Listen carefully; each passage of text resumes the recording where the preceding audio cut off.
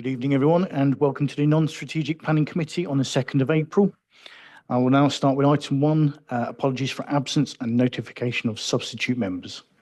Thank you, Chair. We have apologies from Councillor Nicholas Humphreys and Councillor Muna Carley, and we have Councillor Zoe Smith in attendance as a substitute. Councillor Alex McMurtry is running late. Thank you, Chair. Thank you. Item 2, declarations of interest. Do any members of the committee have any declarations of interest in any of the items under consideration at this meeting? Councillor Smith. Thank you, Chair. I have a predetermination on item 10 Ashburnham Road, so I will withdraw from the committee to speak on that and won't take part in the vote. Okay, thank you. Councillor Cartwright. Thank you, Chair. Items 9 and 11 are in my ward, but I have passed those to my ward colleagues to deal with, and I have not had any involvement with them. Okay, thank you. Any further declarations of interest? No. Okay, thanks very much. I'll now move on to item 3, the minutes. Do we confirm the minutes of the meeting of the committee held on the 19th of March as a correct record? Yep. Okay, I'll sign those.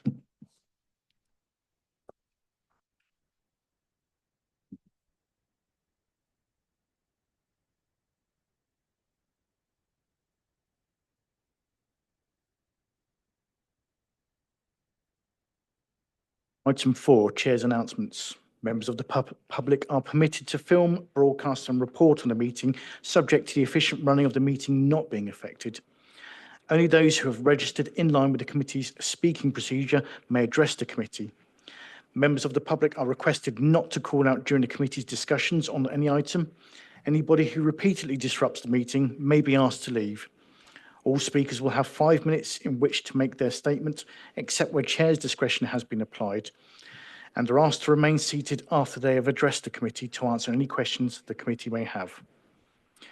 This meeting is being recorded and will be uploaded to the corporate YouTube channel. Therefore, when speaking, please speak clearly and concisely into the microphone. There are no planned fire drills, so if the fire alarm does sound, evacuation instructions will be given by Democratic Services. Please ensure that any devices are switched off or onto silent mode. For the benefit of those watching remotely, I will now introduce the top table, starting on my furthest right. Good afternoon, Chair. My name's Sian Webb. I'm Principal Lawyer for Planning and Highways. Thank you. Good afternoon, Chair. Richard Woods, Democratic Services for the Council. I'm Councillor John East. I'm Chairman of the committee. Nathan Loud, Development Management Team Leader for the South area. Forrest Childs, Planning Officer. And last but not least, Eamon McDowell, Development Team Manager for the North Team. Thank you.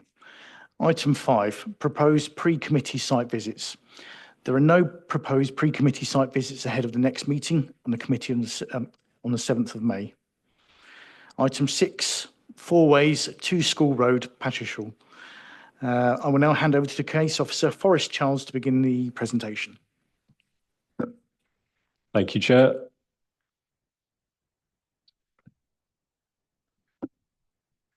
So the application seeks full planning permission for a single self-built dwelling on land forming part of the garden of 2 School Road, Pattishall.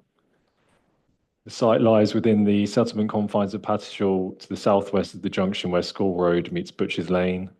To the west of the site is the boundary with the Willows, and to the south is existing garden space connected with 2 School Road. To the east of the site is proposed access to School Road. This is the existing site plan, which shows the existing arrangement on site of the proposed garden space the dwelling would occupy. Here's the proposed site plan, which shows the layout of the site, including positioning of the dwelling, proposed access and parking, garden space, and boundary treatments.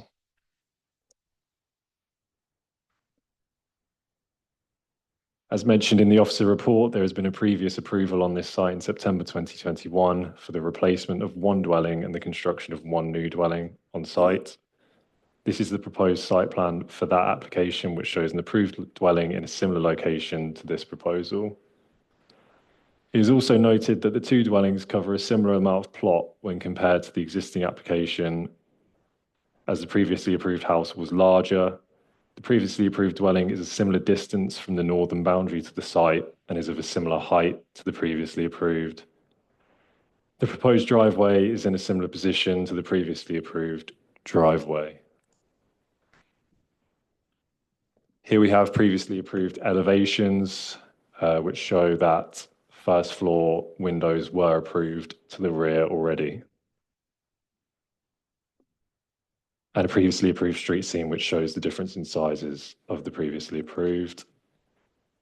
Here we have the proposed street scene, proposed elevations of the dwellings. Members are reminded that the two dwellings to the left are not yet approved and are not under consideration as part of this application and are to be considered under item 7. This is further proposed elevations and floor plans. The proposed dwelling is a 4-bed. Proposed materials are red brick wall, slate roof, PVC windows and doors. The proposed parking plan, which shows parking and turning for the plot. And site photos, left looking down School Road to where the access will be positioned, and right along Butchers Lane to the northern boundary of the site. Left again down School Road junction with Butchers Lane, the middle looking southwards down Church Street towards the junction, and same again on the right, looking towards the application site's northern and eastern boundaries. And a street view showing the southern and eastern sides of the application site, and to the right, the zebra crossing on Butchers Lane. Thank you, Chair. Thank you. Now I'll invite any questions from the committee to the officers. No? Okay. We'll now move to public speaking in the following order. So we have Andrew Jordan, who's a local resident.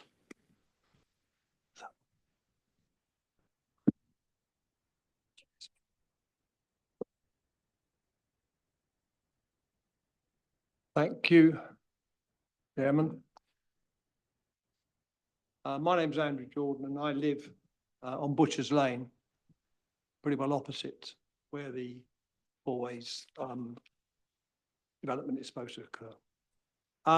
I refer you to the West Northamptonshire Joint Core Strategy Local Plan, Part 1, Section 4.61. The spatial vision, the vision is, and I quote, to embrace new development and the benefits it can bring for regeneration, whilst retaining and improving what is good about the area. It goes on to state, our rural areas will support a network of vibrant rural communities. Villages will retain their local distinctiveness and character. I also refer to the policy GS4 of the South Northamptonshire Part 2 Local Plan 2011 to 2029, which states that development proposals of residential garden land will not normally be permitted unless a development scheme can demonstrate it will not adversely affect the character of that part of the settlement and will not adversely affect the amenities of neighbouring residential properties. This planning application fails to comply with the spirit or the letter of this guidance in terms of protecting and retaining the character of our village. It will in fact do the exact opposite, and therefore I believe that permission should not be granted. The drawings that support this application feature the overhead plan view, which indicates how the proposed dwelling will fit into the available space.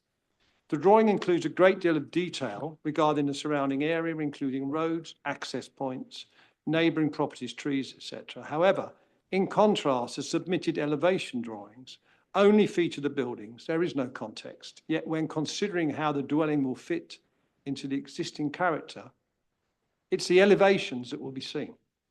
The plan views don't help when assessing the street scene. They are for the birds, literally. I hope that the visit the committee made to Pattishall this week will provide sufficient information to associate the drawings with the surrounding landscape. And I would take issue with the comment that Forrest made about the height of the house being approved in part compared with the house we're looking at today. The house being approved in the past certainly had a much lower roof line as it came down. I hope, if you walk down Butchers Lane in an easterly direction, as you approach the proposed development site, you will notice that the properties on the south side of the road, on your right-hand side, are on elevated land and they share similar ridge heights. They are all low-level properties and are set well back from the road, creating a feeling of openness. The taller height properties on your left side compensate for their height by being on lower land. They are also set back from the road and also share similar ridge heights when viewed from the road. The overall effect is one of balance, with neither side dominating the scene. The character of this part of the village owes a lot to this sense of balance and openness. As you reach the crossroads, you will notice that the proposed site is on your right-hand side and on the most elevated land in the vicinity of the crossroads. The existing bungalow, set for demolition, is the most elevated property in this vicinity. However, it doesn't dominate the scene because it's a bungalow and it's set well back from the road. This crossroads is an important feature with stone walls, an open green aspect and an adjacent field. It marks the entry into the old part of the village and the surrounding dwellings are set back from the junction with the exception of the historic Vale Cottage and associated garage, which used to be the local blacksmith. The existing properties are individual in design and their spacious front gardens contribute to the overall character, attractive nature of the immediate surroundings and contribute greatly to the character of this part of the village. The proposed development, however, is for a large double-storey house right next to the crossroads. It is not in any way sympathetic to the existing character of this area, and if built, this dwelling would look out of place. It would substantially and detrimentally affect the character of this settlement with 5-metre high walls and an 8.6-metre ridge on top of the already elevated land. This house will present a significant visual shock. It will be overbearing and dominant and will negatively change the pleasing character of the immediate area in perpetuity. It seems that insufficient attention has been given to the negative visual impact that this development will have on the street. Can you conclude your statements, please? I therefore respectfully suggest that this application should be refused on the grounds that it contravenes aforementioned policy GS4 by significantly adversely affecting the character of this part of the settlement. I thank you for your attention. Are there any questions from the committee? Thank you very much, Mr. Jordan. I now ask Graham Turland, who's also a local resident.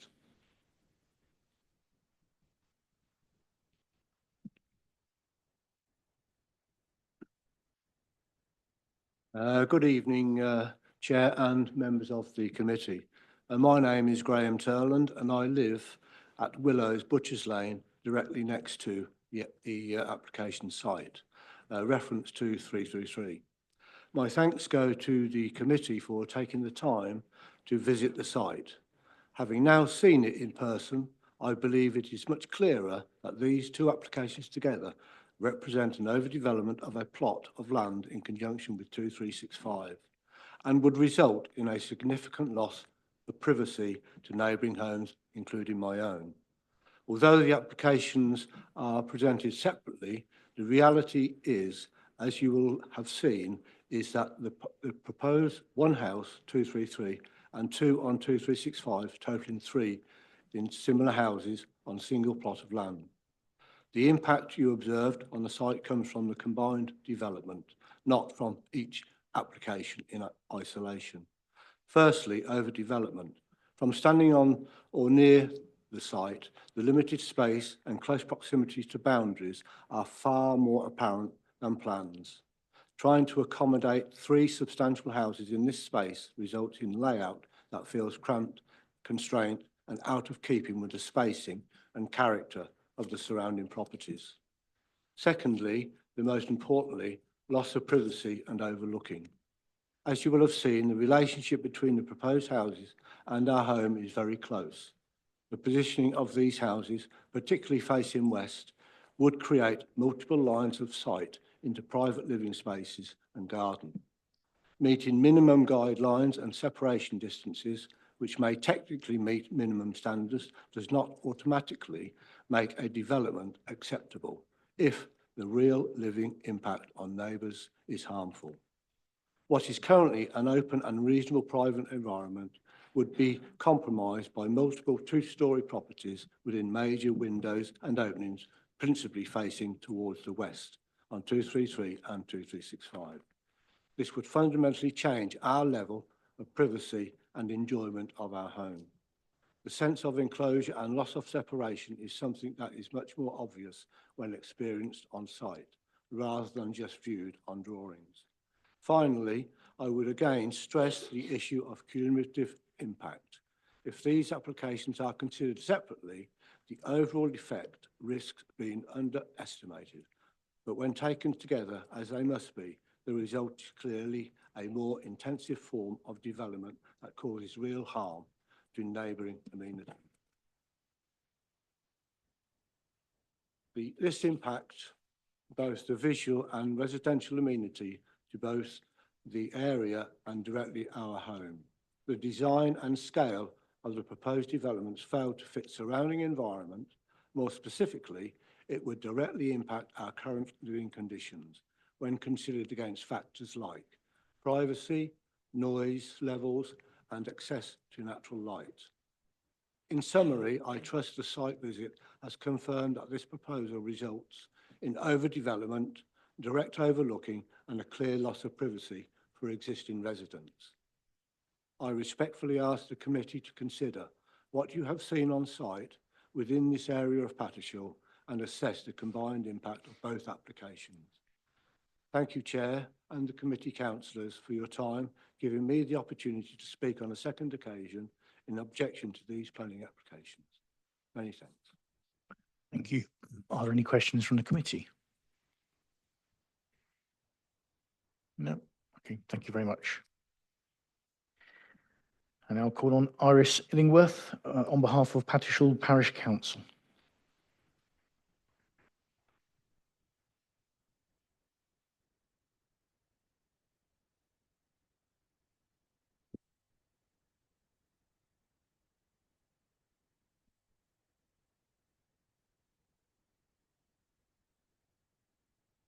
Pattishall Parish Council strongly object to the application for the following reasons. The Parish Council did not object to a previous planning application in 2021 for 2 houses at 2 School Road, but dividing the plot into 2 separate applications is clearly an overdevelopment of the site. This, I am sure, would have been very apparent to the councillors when they visited the site earlier this week. The following issues need consideration to this application. The character and the approach of the village core of Pattishall will be notably changed. An assessment of the village by South Northants Council in 2018 stated the main view into the village along Banbury Lane from Northampton was a positive aspect of the village. The development at this point would change the open aspect of this important crossroads, part of an ancient droveway. Apart from the 19th century cottage, the buildings are set back, retaining this open aspect.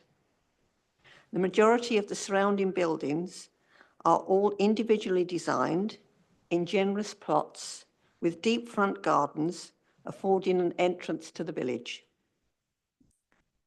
The topography of the site with no pavement area at the front and a steep bank will inevitably lead to delivery vehicles and visitors having difficulty parking on the road. The limitations of parking would clearly be exacerbated if taken into consideration with the 2065 planning application for 2 houses. The division of the plot into 2 sites for no apparent planning reason points to an overdevelopment of the site. The Parish Council is not sure of the planning basis for this. Despite the provision of parking for 4 vehicles, including a garage space, the LHA commented that the bays are slightly contrived in size. The very tight and contrived parking space arrangement will undoubtedly result in vehicles having to reverse out into School Road close to this busy junction. In addition to the Highways report, which has no concerns about the application, the Parish Council want to stress the following. The Redway crossing is only 6 metres from the entrance to the driveway and close to the busy junction of School Road and Butchers Lane, where the speed limit from the SIDS data was exceeded by 85% of vehicles.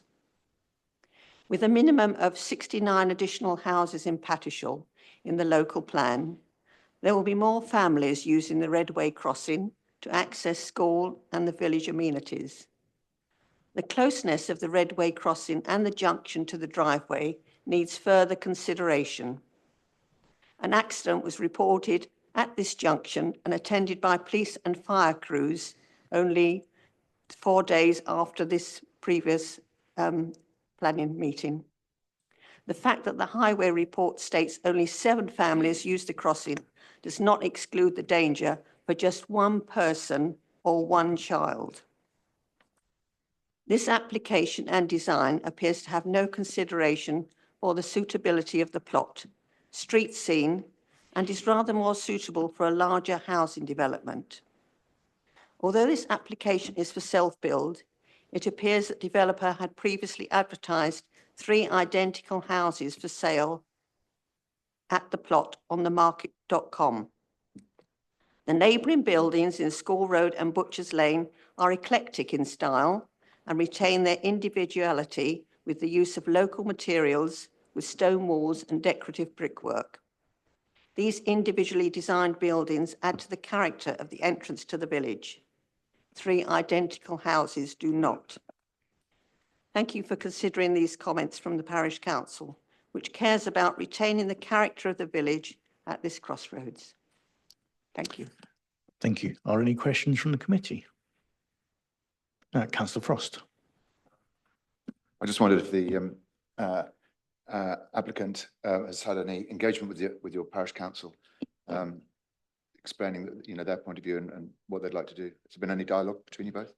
Sorry, could you repeat that? Has there been any dialogue between your parish council and the applicant to give you a chance to make these points? And if so, how did they respond? The applicant, yes. The Parish Council and the applicant. Yes. Has there been much dialogue between? I'll just confer with my other parish councillor if that's all right. No. Any further questions? No. Thank you very much. Right. Okay. We now have a verbal statement from Councillor Stuart Tolley, who's the local ward member.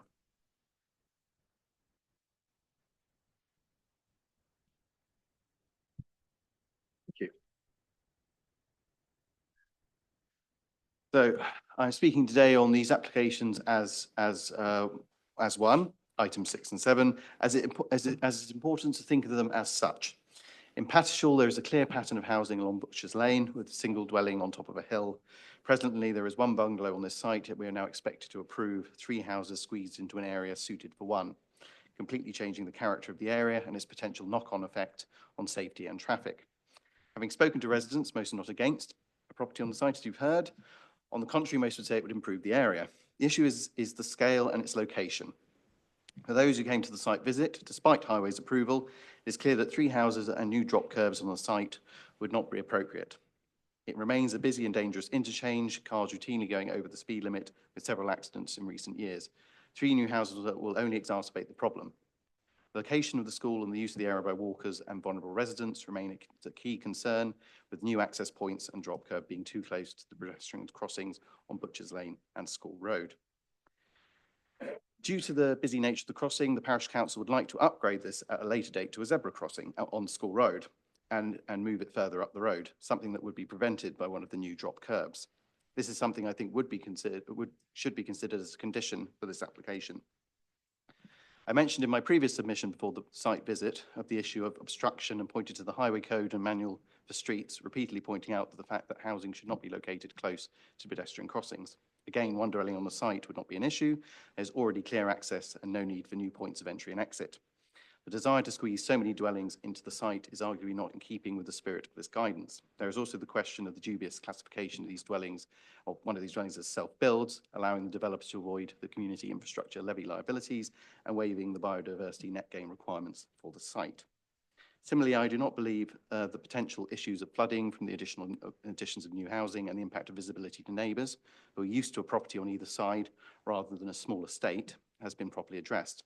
My fellow speakers have spoken in more detail about these issues, but I urge you to look at the proposals in the round and to judge what is appropriate, to not reward what is essentially a cash grab by a developer wanting to get a good return by putting in more houses than is required, and crucially, in spite of potential impacts of traffic, pedestrians, character and environment.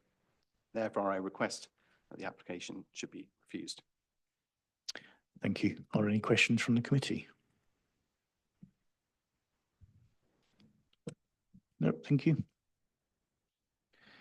I now call on Roy Hammond, who's the agent for the applicants.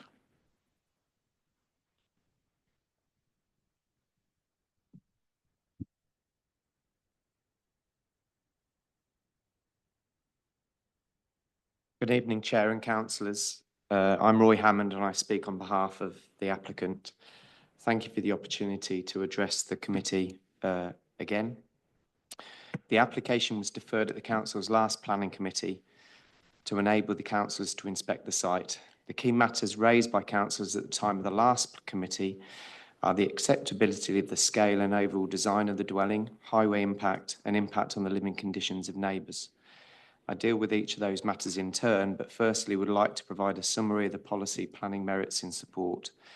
The Council does not have a sufficient 5-year housing land supply, meaning the NPPF tilted balance is engaged. Paragraph 11 of the NPPF provides that if the Council's most important policies for determining the application are out of date, the application should be approved unless any adverse impacts of doing so would significantly and demonstrably outweigh the benefits. The benefits of the proposal do significantly and demonstrably outweigh the impacts. And notwithstanding the engagement of the tilted balance, the proposal falls within the village confines and is therefore policy with compliant R1 of the core strategy and LH1 of the local plan. The proposal also makes effective use of the land and is in a sustainable location. Turning to the key matters raised by members, so design, the proposal delivers good quality design in its own right, but it is important to note, and I think as alluded to by the previous speakers, it has a mixed character and an architectural style in School Road with no one overriding style and therefore providing greater opportunity for continued variation. There's also variation between the dwellings proposed in terms of the surface materials. The proposal responds positively to that character. The floor level of the dwelling follows the natural sloping topography down to the Butchers Lane boundary and would not dominate the view from that direction, with adequate setback and assisted by retention of existing vegetation on the site boundaries. The average reduction in ground level across the whole site, and therefore the finished floor level of the proposed dwelling, is 1.2 metres, assisting further in mitigating dominance. For all of these reasons, I believe the proposal meets the objectives of policy SS2 of the local plan and the council's design guide. Highways. The Highway Authority has confirmed that an officer had visited the site prior to the last committee, and a further site visit has now also been undertaken by the principal. They have provided a written record which has already been referred to tonight, but I'll summarise quickly. The 3 accesses proposed are compliant with standards. Given the absence of a footway development side of the road, there is limited potential for pedestrian conflict. The access points are at a position in the road where traffic speeds are low, given the proximity to the junction and its stop line. Visibility from each access point is acceptable. The proposal would have no impact on the interaction of vehicles and pedestrians at the zebra crossing.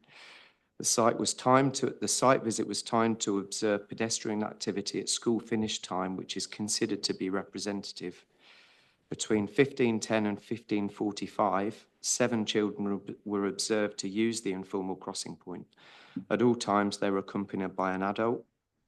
Given the school roll of 139 children, the crossing does not appear to be extensively used. The use of the proposed access points would have no material effect on the use of the wider crossing point or the wider pedestrian facilities. In conclusion, the results of the site inspection confirm that the Highway Authority's original comments and conclusions remain valid and that highway safety will be maintained. In my view, the proposal therefore meets the objectives of paragraph 116 of the National Planning Policy Framework, Policy 2 of the Core Strategy and SS2 of the Local Plan. The Highway Authority confirmed that it would be unable to defend a refusal of the application on highway safety grounds at appeal. Living conditions of neighbours. The neighbour to the west raised concerns at the last committee and again tonight in respect of overlooking of their garden and windows serving habitable rooms. I maintain that there is simply no loss of privacy to windows serving habitable rooms by reason of the oblique angles and the very significant degree of separation, which is standard compliant. Moreover, any minor amount of overlooking, notwithstanding the vegetation on the western side boundary, would be of a front garden area, driveway and parking where a lesser expectation of privacy should apply.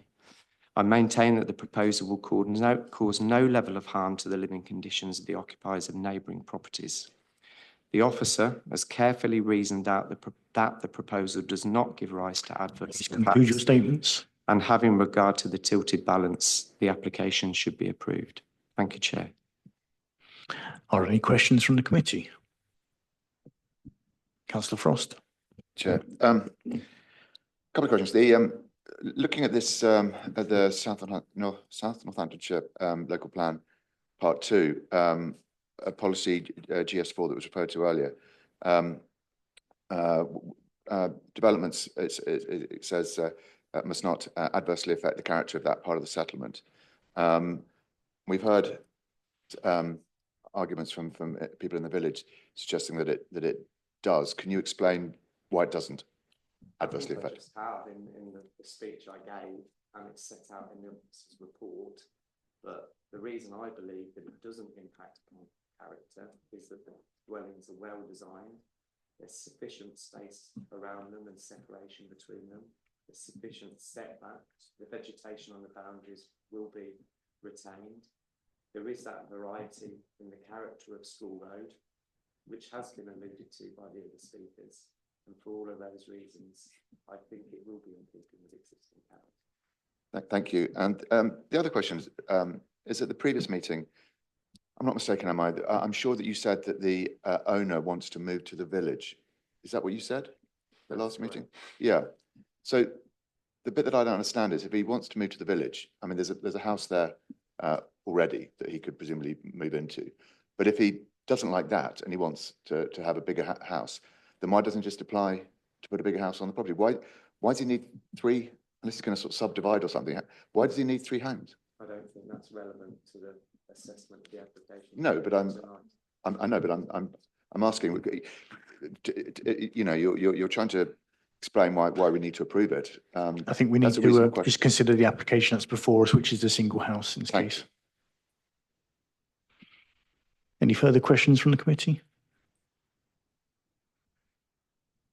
Okay, thank you very much. At this point, are there any points that the officers wish to come back on? No. Okay, thank you very much. So we now move to the committee to debate this application.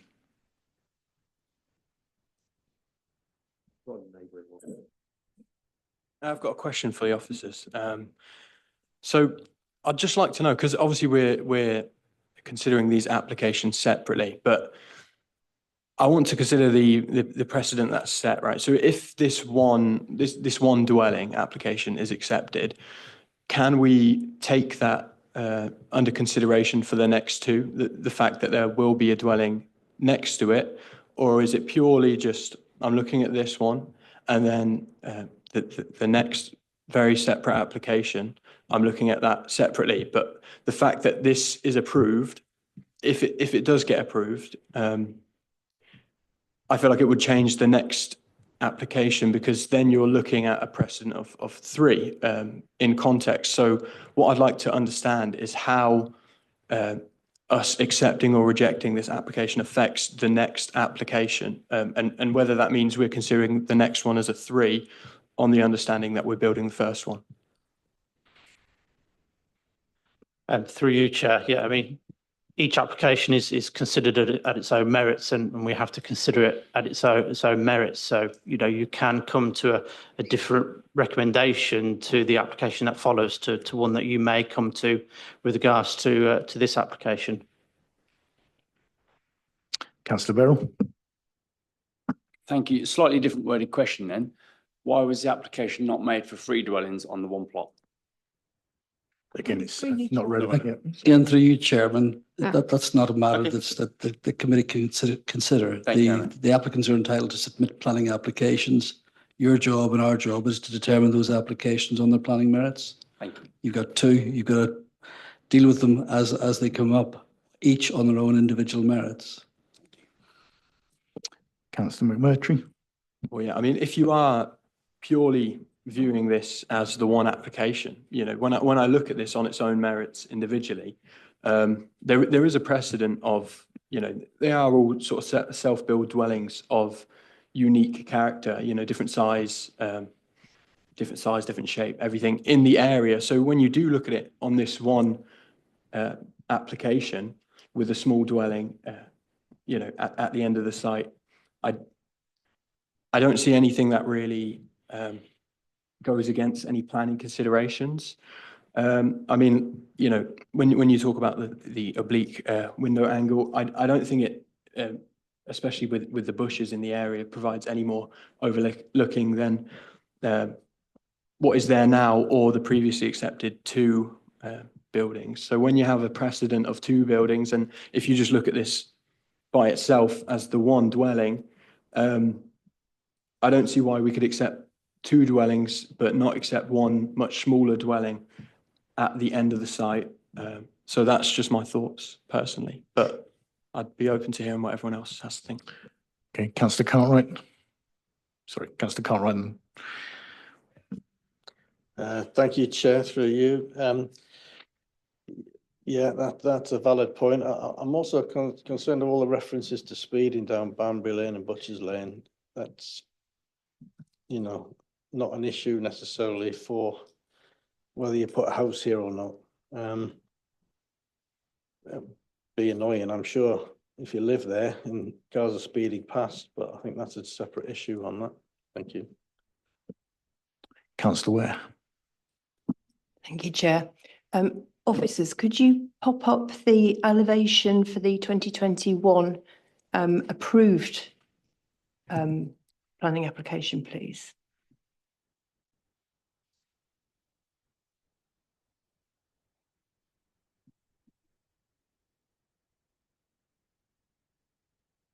The elevation you showed, yes, thank you. So am I correct in thinking that the house on the right is made of stone, local stone type stuff? Okay. My concern about this, having visited the sites, the houses there are all unique and different from the entrance into the village. As you drive down the road, you get a sense of individual, specifically designed properties. On one side of the road, forgive me, I don't know whether it's the north or the south, but on one side of the road where the site is, they are quite low roofs. So, and then I think one of the gentlemen said on the other side of the road, they're higher houses, but they are set back. The whole thing feels open. The house, which may be the old cottage that the parish councillor referred to, is also made from this particular stone. So I can understand why in the previous application that would have fitted quite well. I'm really concerned about the character of this part of the village with these red brick houses built very prominently, and it will be prominent even though there will be some foliage and hedge. I appreciate that. I am concerned that it will be significantly different and may well feel a bit like it's been plonked, technical term, in that position in the manner that it's designed at present. So I am not comfortable with this application based on policy GS4 because I have concern that it will affect the character of this area in the design that it is at the moment. Councillor McMurtry. I mean, it's opposite a sorry. red brick house, though, is the way I see it. I know it is, but I don't really see what the character of the area is. If they're all, you know, self-build dwellings of all different sizes, different shapes and different materials, I don't see how you're altering the character if there isn't a precedent that's set. So when we do view this application by, you know, by itself and its own merit, I just don't see how there's a justification for it changing the area personally.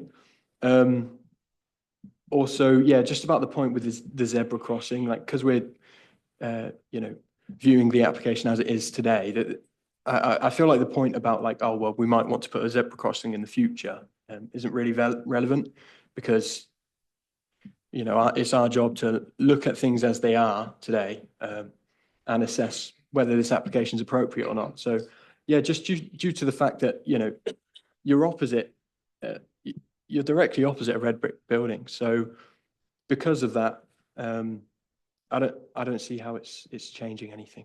But Did the officer want to come back on the previous point? Yeah, through you, Chair. I mean, if bricks are a concern, we can add a condition on relating to materials to be submitted to and approved by the local planning authority, so that we could reassess the coloration of the bricks and maybe get a bit more of a mellow type brick. Thank you, Chair. Thank you. Councillor Ware. Thank you, Chair. The benefit of the site visit was really to get a lay of the whole landscape. And whilst I appreciate your comments, there are some houses on that side that are made of brick, but they are well set back from the road. And actually, you don't see them. They are not, they're not visible, they're not noticeable, they're set back. They have mature gardens in front of them. It feels as though they've been there forever, because you just don't get that sense from this plan of just how open this space actually is. Councillor Breeze, do you want to? So, thank you. And South Northamptonshire has worked hard, really hard over the years, probably since the inception of the Local Plan Part 2, which started about 2011, didn't come into fruition until for many years, because these things take a long time. But there was a real emphasis on good design and improving our locales. So our villages, our market towns, there was a feeling that, is it bad enough to refuse, or is it good enough to approve? Now, the NPPF puts an emphasis on good design. And Forrest, if you could put up the newer elevations. The committee have had time to have a look at that one with chimneys and actually quite pleasing on the eye, and I think would actually fit in the local vernacular reasonably well. The new, I think that's the next one, but it still makes the point. These houses, in terms of good design, they've got windows, roofs, front and a back, and that's about it. There is no good design here. It's that they're just houses, and the applicant has taken a plot and yes, we've got the one now, I'm going to have two, but has fitted in as many properties as he can. And I think it falls well short of GS4, which does not adversely affect the character of that part of the settlement, and the NPPF, which puts an emphasis on good design. The only good design about these houses is that they're houses with windows, roofs, and doors. They're going to sit high on the site. They're going to dominate, and I think they really are going to intensify the village aspect. So that is my objection. And if something came back that was and improved the area, I would be more sympathetic. But this is not good design and does not improve the village. Councillor Cartwright. Thank you, Chair. It's a difficult situation because obviously two houses further up School Road, you don't have the luxury of this, hedge vegetation around there, and yet then you have brick houses right on the front of the road virtually, on the same side as that is. It's it's hard to refuse it on planning grounds because you don't like if you don't like the colour of the brick, right, we can condition something there, but just to say you can't build, I think that's just going to leave us open. Seriously. No. Thank you. Does anyone wish to make a proposal at this point? Councillor Beryl. Thank you, Chair. More of an observation. Myself, Councillor Cartwright and Councillor Ware visited the site. Just that I'm doubting that elevation drawing, that street elevation. It almost shows like almost a one, in my construction knowledge, it almost shows like a 1 metre elevation. I'm sure Councillor Ware and Councillor Carter would agree that that's not quite the case. It's quite a significant drop. That's the previously approved street scene. I think that's the proposed elevation. Thank you. Yeah, I think this slide is from the second application, so.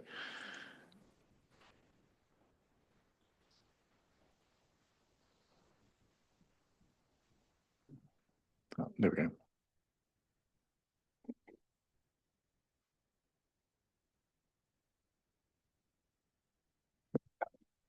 Councillor Cartwright, sorry.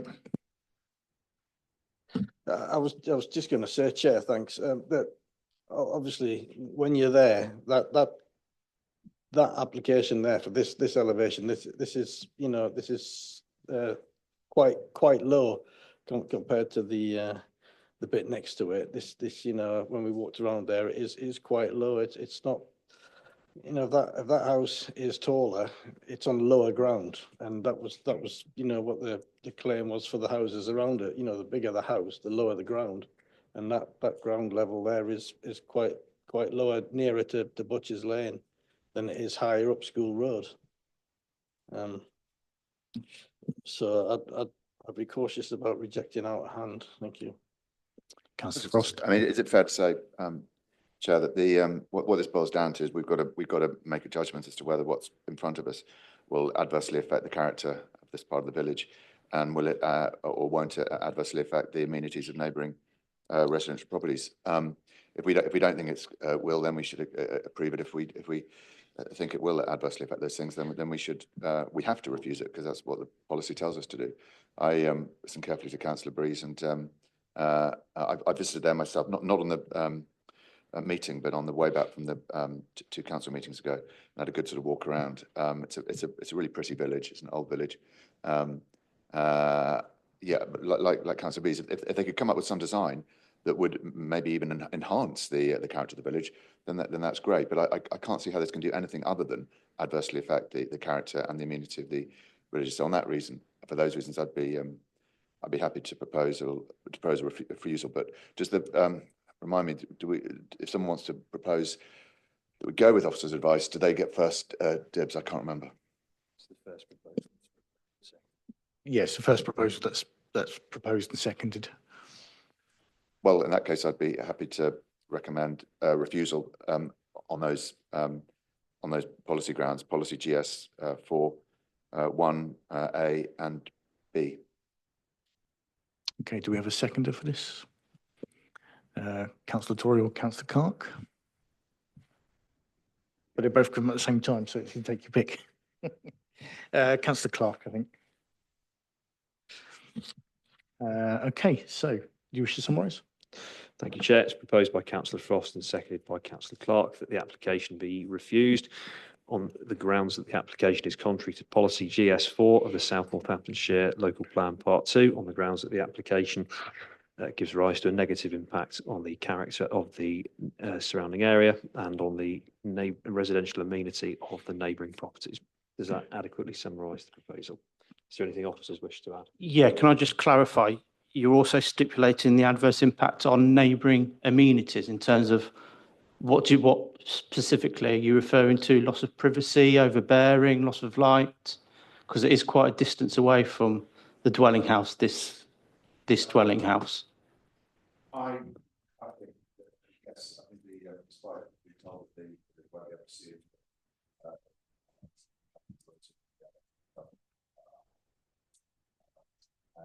But we're just looking at this one plot at the moment, which is quite a substantial distance away from that dwelling house.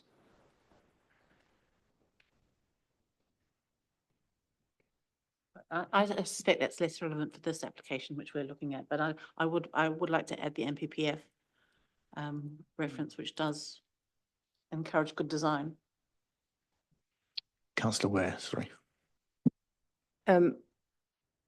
Is it too late now? It's been seconded to actually make reference to policy GS4 Part A, which is adversely affect the character of this part of the settlement and the NPPF framework, as Councillor Breeze has mentioned, rather than make specific reference to policy GS4 Part B. Would that be acceptable? I mean, through you, Chair, you also need to take into account policy SS2, which also refers to general development and design principles as well, if you're looking at design principles. So you'd need to consider that policy as well.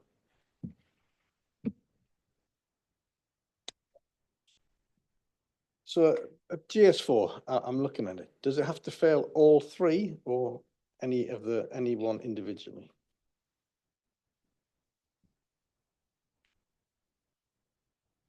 Sorry, excuse me. I feel like we've gone back to a debate where we've had a proposed and a seconder.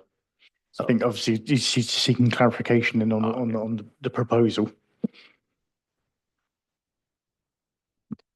I mean, through you, Chair, I think the way that the policy is worded, because it has an and after each of those bullet points, it has to fail all of them for it to not to comply with GS4. Okay. Does that answer your question?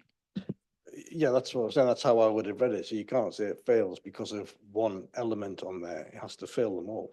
That doesn't say and or, it says that and that and that. Chair, the other way of saying it is it only has to fail one of those in order to be policy non-compliant.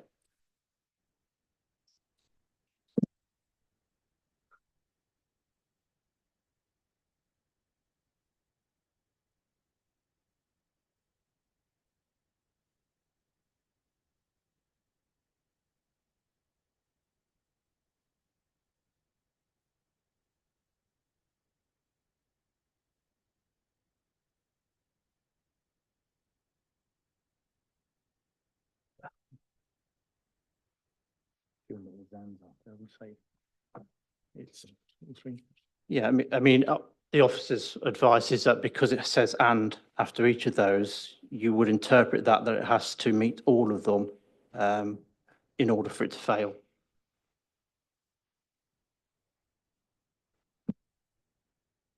Councillor Ware. I have a slightly different view. If we were looking at this as a mathematical formula, if one of them is a 0, then they all fail. So if it doesn't meet Part A, then it doesn't meet Part A, so it can't be all of them. I think it needs to, if it is all of them, that's fine, but it doesn't meet that particular one, so it can't be. Looking at it from an IT professional's perspective, I would say that logic dictates that all three has to pass. Or otherwise no, but it has to be, in order for it to fail, it has to be all three that fails. Sorry. In order for it to... Again, through you, Chairman, it demonstrates the difficulty of interpreting policies. Forrest may have who's the case officer, may have a different interpretation. And again, that's one for you to test at appeal. So if members are minded to set out why they feel it fails the tests or the policy, that's for you to set out your reason for refusal. It'll then have to be determined or considered an appeal, in which case then the inspector will grapple with whether "and" means everything or advise something else. But I mean, the advice from officers is to approve the applications. If members feel it can't approve the applications for design reasons or whatever, I think those are arguable points at an appeal.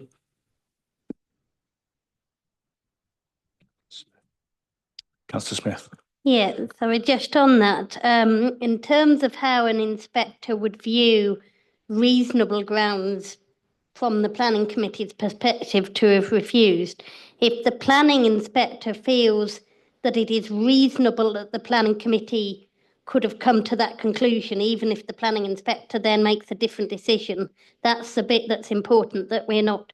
And I think if it's open to interpretation and we can't solidly determine that in the room, then I think a planning inspector would struggle to say the planning committee willfully chose to do something that wasn't accurate. If we can look at it and say it seems to us that if one bit fails, then it all fails, then that is a defensible position to take. However, the planning inspectorate might choose to look at it and say something else. If we are in good faith saying we feel it fails that to me is a reasonable stance for the planning committee to choose to take.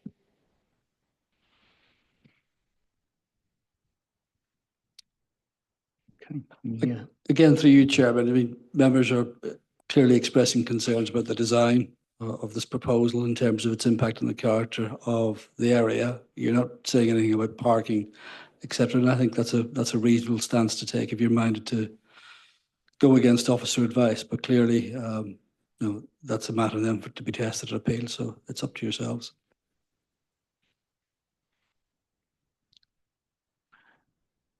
Any further questions or clarifications? Okay, do we wish to amend the proposal, or are you happy to? I'll definitely drop part B, because I've read this so many times now. It's crystal clear to me that it's that in order for the development to be approved, that all those 3 boxes have to be ticked, and because one of them definitely cannot be ticked, then it's contrary to policy. So, but I'll definitely drop B if you want to say that it's a bit too far away to be seen. But it definitely will adversely affect the character of that part of the settlement. And if we throw in the design point that Rebecca said, then hopefully that will be enough grounds. Okay. And you still wish to second that? Yep. Okay. Thank you, Chair. So could I just clarify then that the reason for the refusal is contrary to policy GS4 Part A on the grounds that the application would create an adverse impact on the character of the local area, and contrary to policy SS2 on design grounds. Okay.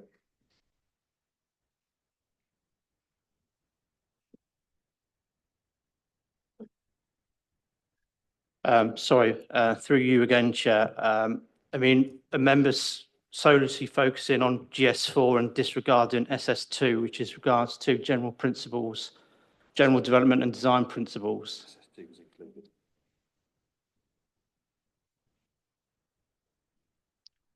It was included. You're only referring to policy GS4 from what I heard. I haven't heard. It was included. Was it SS2? Right, okay, thank you. I re-clarify. Yeah, yes, please.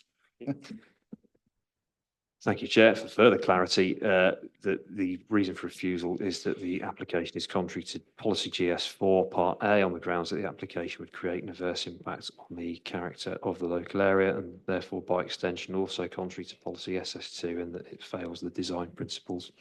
Does that summarise your proposal, Councillor Frost? And that is then seconded by Councillor Clark.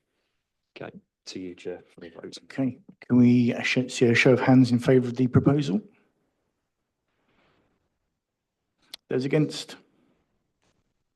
Any abstentions? 3. Okay. Refused, yep, sorry.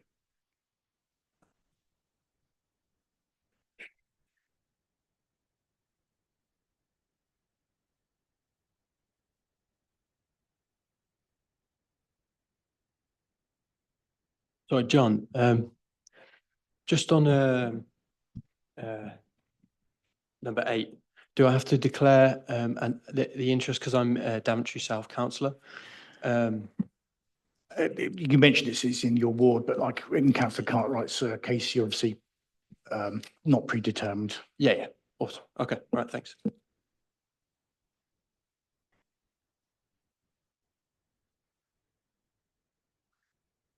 We now move on to item 7, which is Four Ways to School Road, Patchel. Sorry. Oh, okay. Yeah. Yeah, we'll just hang on a moment. Sorry.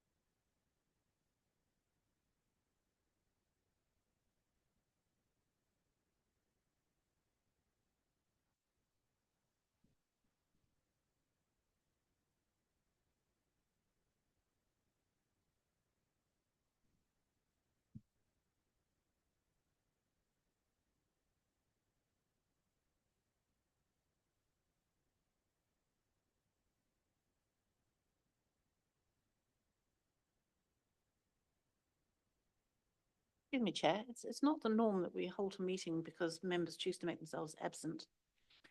Yeah. Just, I mean, I've never had this before where we've just waited for someone to return. just, yeah, taking a 5-minute breather. Sorry, Chair, he does have a medical condition. Yeah. Oh, so you've declared a 5-minute breather, have you? Yeah, it's just a 5-minute Okay, breather. thank you. Sorry. Okay, that can clarify.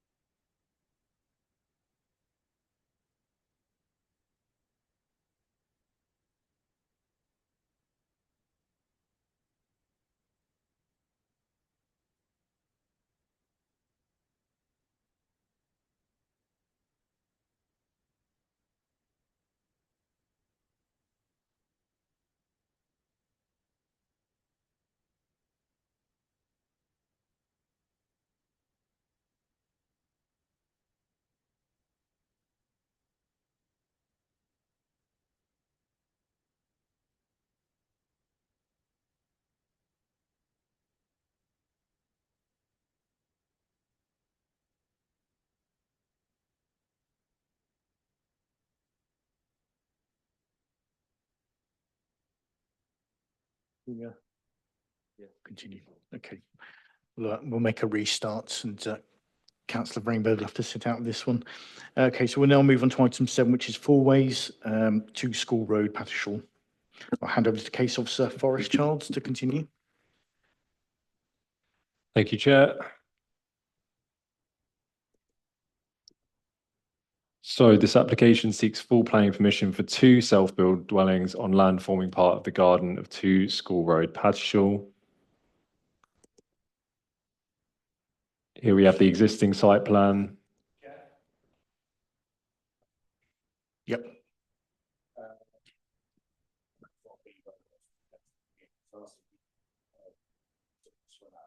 Yep, that's fine, yep. Thank you, Chair. Sorry, carry on. Thank you, Chair.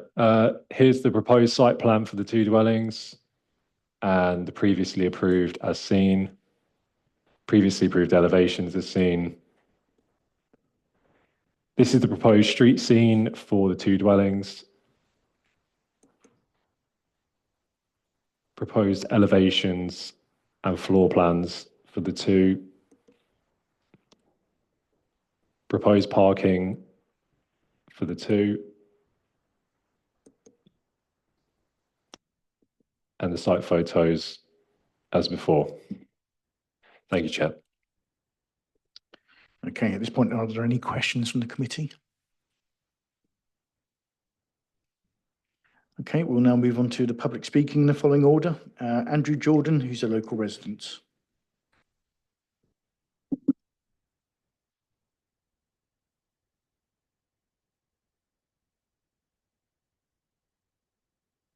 Hello again.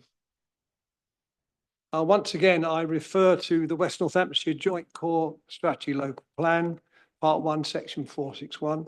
The spatial vision, it is, I quote, to embrace new development and the benefits it can bring for regeneration, whilst retaining and improving what is good about the area. It goes on to state our rural areas will support a network of vibrant rural committees and villages will retain their local distinctiveness and their character. I also refer to the policy GS4 of the South Northamptonshire Part 2 Local Plan 2011-2029, which states that development proposals of residential garden land will not normally be permitted unless the development scheme can demonstrate it will not adversely affect the character of that part of the settlement and will not adversely affect the amenities of neighbouring residential properties. I believe this planning application fails to comply with the spirit or the letter of this guidance in terms of protecting and retaining the character of our village. In fact, it will do the exact opposite and therefore permission should not be granted. The Four Ways site is on elevated land and its existing dwelling is the most elevated property in the immediate vicinity. However, it does not dominate the scene because it is set back from Butcher's Lane and is a bungalow. The property immediately to the south of it is a bungalow. The property to the west is a dormer bungalow, and the property adjacent to that is also a bungalow. The existing Four Ways dwelling is on the highest land in the vicinity of the crossroads, and it is surrounded by bungalows. If the character of the area is to be protected and maintained, then surely the replacement dwellings should also be bungalows. To replace a bungalow with 2 full-height houses seems highly inappropriate and incongruous, as they would tower over the existing low-level dwellings and destroy the pleasing character of the surrounding settlement. In addition, the surrounding properties are individual in design, creating a varied and characterful scene. Yet this application seeks to place 2 new identical dwellings into this plot alongside another identical dwelling from application 2025233. Not now, it isn't, which would produce a repetitive line of properties more appropriate to a large housing estate and not at all in keeping with the character of the immediate area.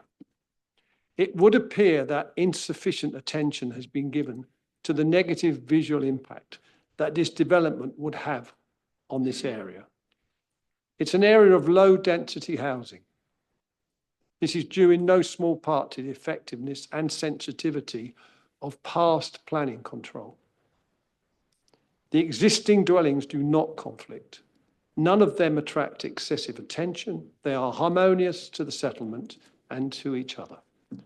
I respectfully suggest that the introduction of 2 large full-height 4 to 5 bedroom houses into this limited space, and the reason I say 5 potentially is because they are all shown with roof lights.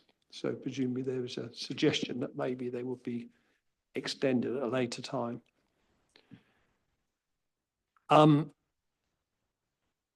introduction of 2 large full-height 4 to 5 bedroom houses into this limited space will ruin the harmonious character of the immediate vicinity in perpetuity.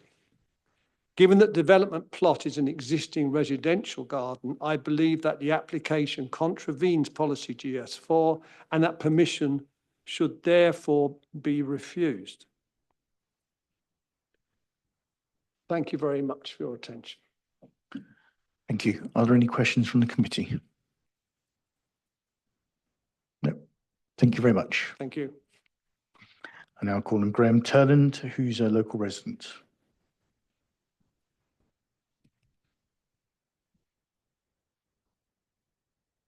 Thank you, Chair and committee members. I am a little confused as to why 2 separate planning applications are now required for 3 houses on the same size piece of land.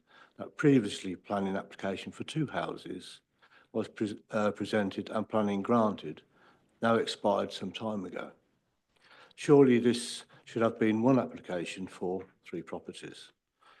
It would be helpful for me if someone would be kind enough to explain as to why. I am very concerned about the piecemeal nature of the application, assessing them separately risks understating the true impact of the overall development on neighbouring properties. Good planning practice requires that developments are assessed based on their true combined impact, particularly where layout, scale and neighbourhood relationships are concerned. Finally, there is the issue of layout quality. The orientation of the proposed houses do not appear to sufficiently respect neighbouring properties along Butchers Lane, as well as School Lane, and being on a corner plot. The planning application do not appear to follow existing build lines in the area and as such fails to reflect the local character and scale and proportions. It fails to contribute positively to the current street scene and creates visual harm and dominance.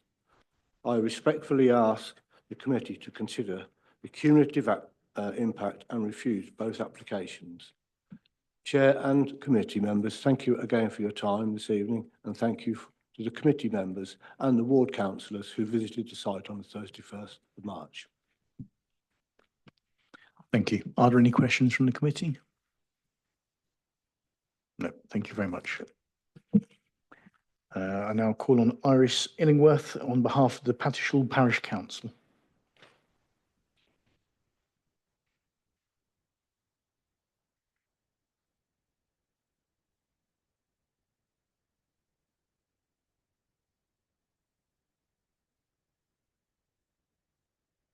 Patishall Parish Council strongly object to this application for the following reasons.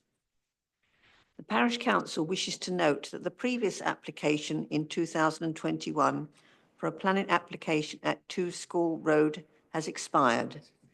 The present application is for a different arrangement of the site and appears to have 2 properties in half of the previous application, thus affording a more compacted site. Again, the main objection to this application is the overdevelopment of the site. The plot is half of the original plot that was granted planning permission in 2021. This has resulted in an application which appears to have no consideration for the size of the site and its constraints with access and parking. The Parish Council believes that any development should enhance the street scene and character of the village and be sympathetic to the surrounding buildings. The reality of a very limited driveway space around these small parking spaces will make it impractical for average family cars vans or trailers to drive on, manoeuvre into a parking space and drive forwards into School Road. Again, the LHA has commented that parking bays are slightly constrained in size but accessible. Additional vehicles, including delivery vans and visitors, will either reverse off the driveway or park on the road itself, which is busy, sloping and close to the crossroads, and more importantly, the Redway crossing. The application and design appears to have no consideration for the suitability of the plot, street scene and surrounding individual architecture of the neighbouring buildings. This is the entrance to Pattishall, and the character of the area is largely dictated by its topography, as Banbury Lane and Butchers Lane rise towards Watling Street. Both Church Street and School Road cross this historic route, and the application plot therefore needs to be sympathetic to the area. Two identical houses mirroring a third do not fit with the surrounding properties, especially as they are condensed into small sites. The rise in the land also means that the properties may appear to dominate and distract from the open aspect that the surrounding properties have. The Parish Council is sure that the committee will consider carefully the effect of this application and the suitability of the development on this important corner of the village and its continuation excuse me, of the old core from Church Street in the direction of Ascot. Identical houses will not do it justice. Thank you. Thank you. Are there any questions from the committee? Councillor Cartwright. Thank you, Chair. Councillor Illingworth, I'm curious about this. So this is number 2 School Road. Number 4 School Road's also a bungalow. But the next one up, we seem to have 4A and 6, and it looks very much like that was a single plot divided in 2, and what you have is from the bungalow then stepped up, you have this next 2 massive developments looking down on it, which seems to be what the objection is here. But you've already allowed that, you know, the next house up. I'm wondering why it shouldn't be on this one. I think it's because it's the compactness of the site, the closeness, because the site has been divided, because those 2 houses now are going to be quite compact and dense. And so when you view them from School Road and from Butchers Lane, they are going to be quite close together, as opposed to the other 2 houses which are further up, which were built on larger plots. Thank you, Councillor. It's just that they want to retain the screening of the vegetation on 2 School Road, whereas further up the street, there's no vegetation at all. You're looking at 2 massive houses right on the street road. Screened behind that. Yes, sorry, the two ones further up. Yes, they're not screened. They do lay back quite a bit, and they've got front gardens at the front. Got front gardens extend, and they lay quite back. Thank you very much. Thank you, Chair. Any further questions from the committee? No. Thank you very much. I now ask Roy Hammond, who's the agent for the applicants.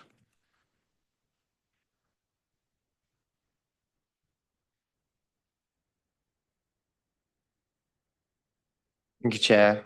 You'll forgive me if I'm feeling a little deflated at this point in time. I reiterate the in-principle support to the proposal and the engagement of the tilted balance.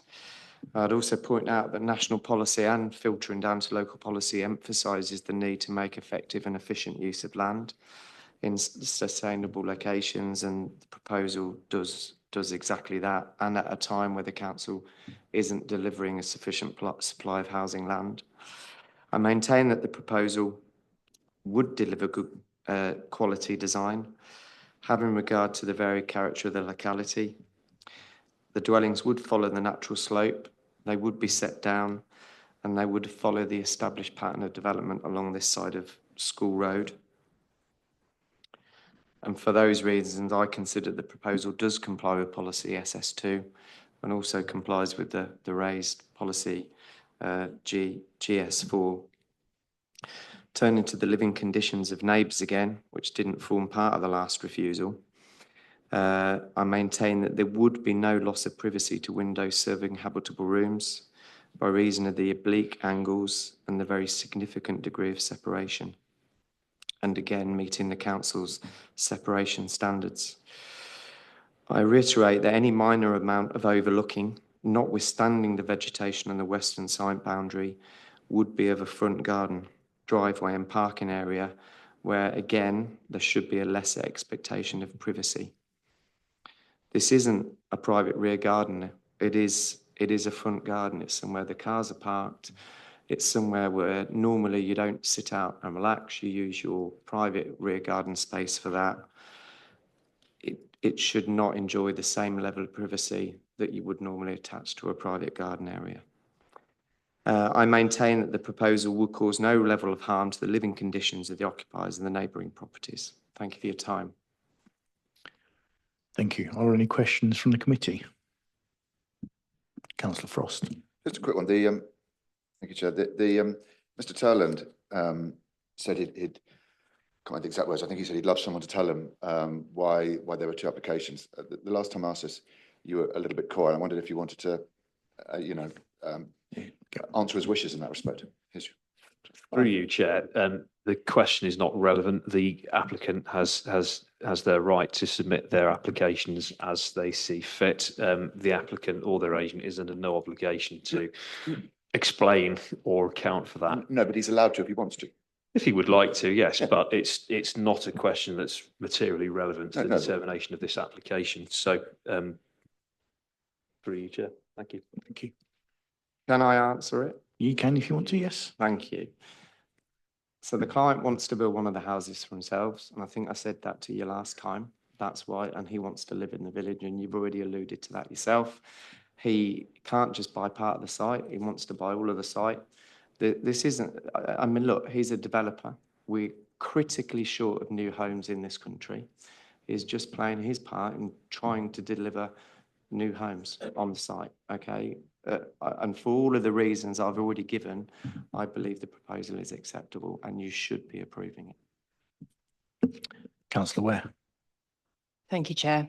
I note that there are going to be quite a few trees removed in this application and turf being removed, and it's clear where the parking is going to be, which I would expect to be hard standing. What landscaping have you planned for this particular site, please? Off the top of my head, it's difficult for me to answer that. We're retaining the existing vegetation around the boundaries of the site. Any vegetation that has been removed, which was removed legitimately without issue, without any planning contravention, has been done so to facilitate the development. If members were so minded, I can't recall the conditions precisely, but if members were minded to impose a condition which required the submission of a proportionate landscaping scheme, having regard to the residential gardens, I'm sure my client would have no objection to that. Any further questions from the committee? No, thank you very much.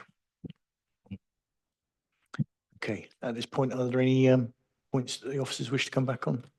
No, okay, thank you. So we now move to the committee to debate this application. And who would like to make a start? I see you're all raring to go. Councillor Ware. I'll go first then. My concern about this, and I know I've asked Eamon's advice before about what constitutes overdevelopment. It feels very tight on this particular plot. And if this was a single dwelling, I would be probably in a slightly different place than where I am now. The fact that it's two, the fact that I would be very interested to discuss more about what landscaping can happen, because it does look like we're just going to concrete over a very green area that is a bit wild. It's not, I can't say it's well kept at the particular time, but it is green. And it does have shrubs and various other bits and pieces in there. So I'm concerned about this. And in the same way that the previous conversation we had was around Brain's Gone Dead, the Councillor Frost, can you help me with the policy number? GS4. GS4, thank you, Councillor Frost. In the same way that that was affecting the character of the area, I have concern that this particular site will be overdeveloped in the division that it is now and will affect the character of the area, not least because of the greenery stuff. And I know we haven't got the new draft local plan in place yet, but policy R3 would be something that I would want to consider, particularly Part C, Part 4, protecting the integrity of garden or other open land that makes an important contribution to the form, character, appearance and setting of the settlement. Thank you. Councillor Breeze. Thank you. I'm just going to reiterate, I think my same concerns apply to this one as to the previous application. And if something more sympathetic were to come forward, then I would feel differently, but I do not feel that this is sympathetic to this particular site. Okay. Does anyone wish to make a proposal at this point?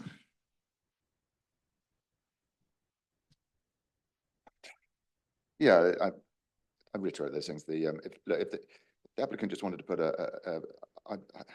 having visited the site, that what's there at the moment isn't award-winningly beautiful. I get that, but if we were looking to put a nice large family home or whatever with nice materials, none of this would be happening because it wouldn't even have been called in, and it would just quite rightly have just been approved. So it's. Shall I just do the same reasons as before? Is that the yeah? Yep. And through you, Chair, would you, obviously the previous reason was policy GS4 Part A, which related to the character of the area, but obviously GS4 Part B related to the residential amenity, overlooking and loss of light.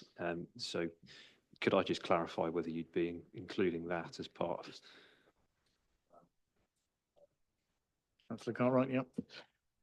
Thank you, Chair. Thank you, through you, Chair. Look, you're exactly right, Councillor, but this is the issue.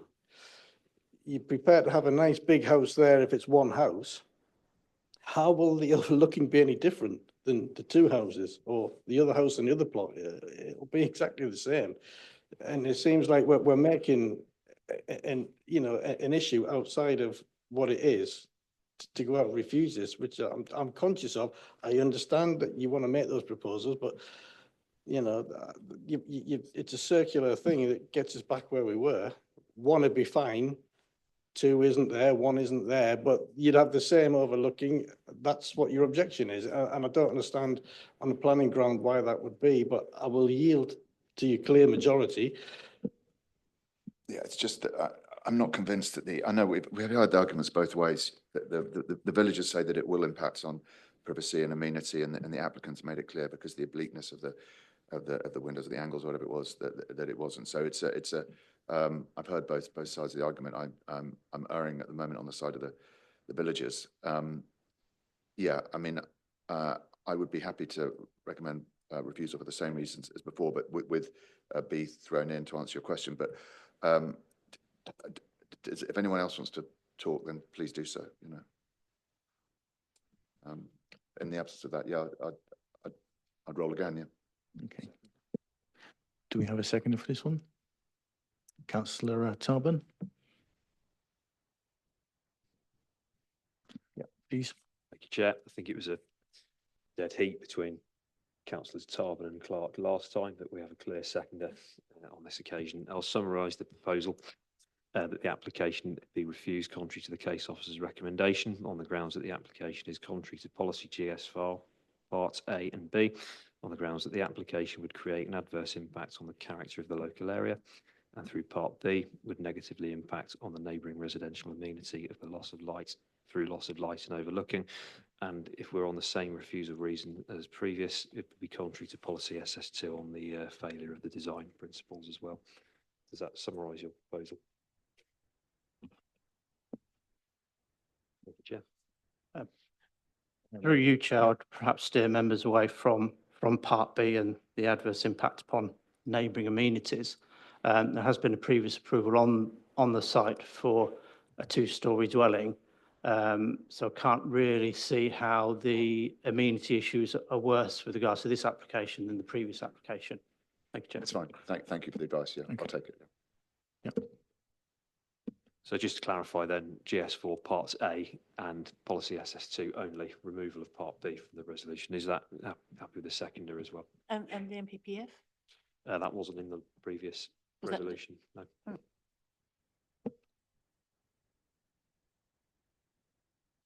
Okay. Then can we see a show of hands in favour of the proposal from Councillor Frost, please?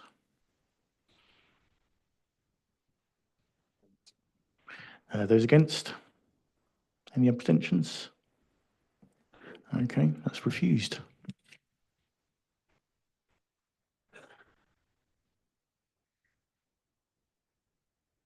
We'll now move on to item 8, which is the land west of Browns Road, Daventry.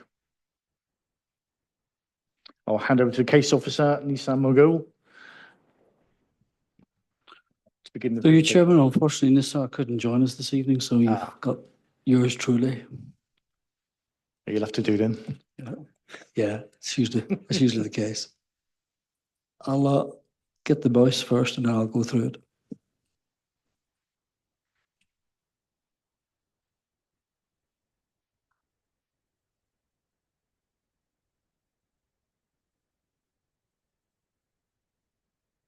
Yeah, and for the benefit of members, since the publication of the addendum, we actually received further communication from the applicant's agents, who again sends their apologies that they couldn't attend this evening to speak in favour of the application and against the recommendation. So I'll just quickly read out. They represent the applicant for the above application, but due to be considered by committee this evening, unfortunately, we're unable to attend to speak due to the Easter leave arrangements. Please pass on our apologies to the committee. They have communicated with the case officer, who is unfortunately on leave. Again, we are very disappointed in the recommendation for refusal, particularly following our letter dated the 13th of January. We addressed all the issues, highlighting 2 of the reasons could be dealt with by condition, and the reasons for refusal related to the fence erroneously links the fence to matters the fence isn't required to address, and we provided landscape evidence which does not support a reason for refusal on this ground.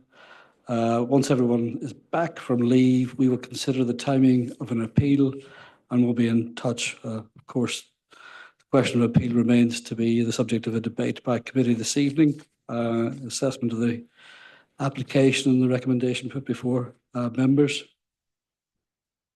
In terms of the application site itself, it sits to the side of a large industrial area on the edge of Daventry. It's actually in countryside, but basically it is also adjacent to Daventry Town Football Club, the bowling club and sports park, a nearby residential development of Mulberry Fields, and the Grange. I think it's called the Grange, yeah.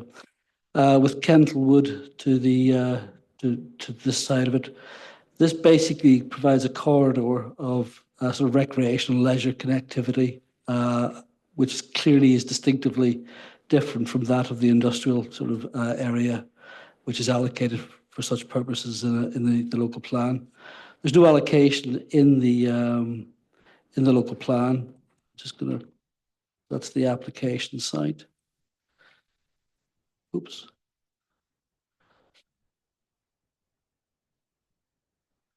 So this is an extract from the local plan. As you can see, EC4B is the large industrial area, which the application site clearly sits outside of. You have special landscape area to further to the west. Again, the application site doesn't sit within that.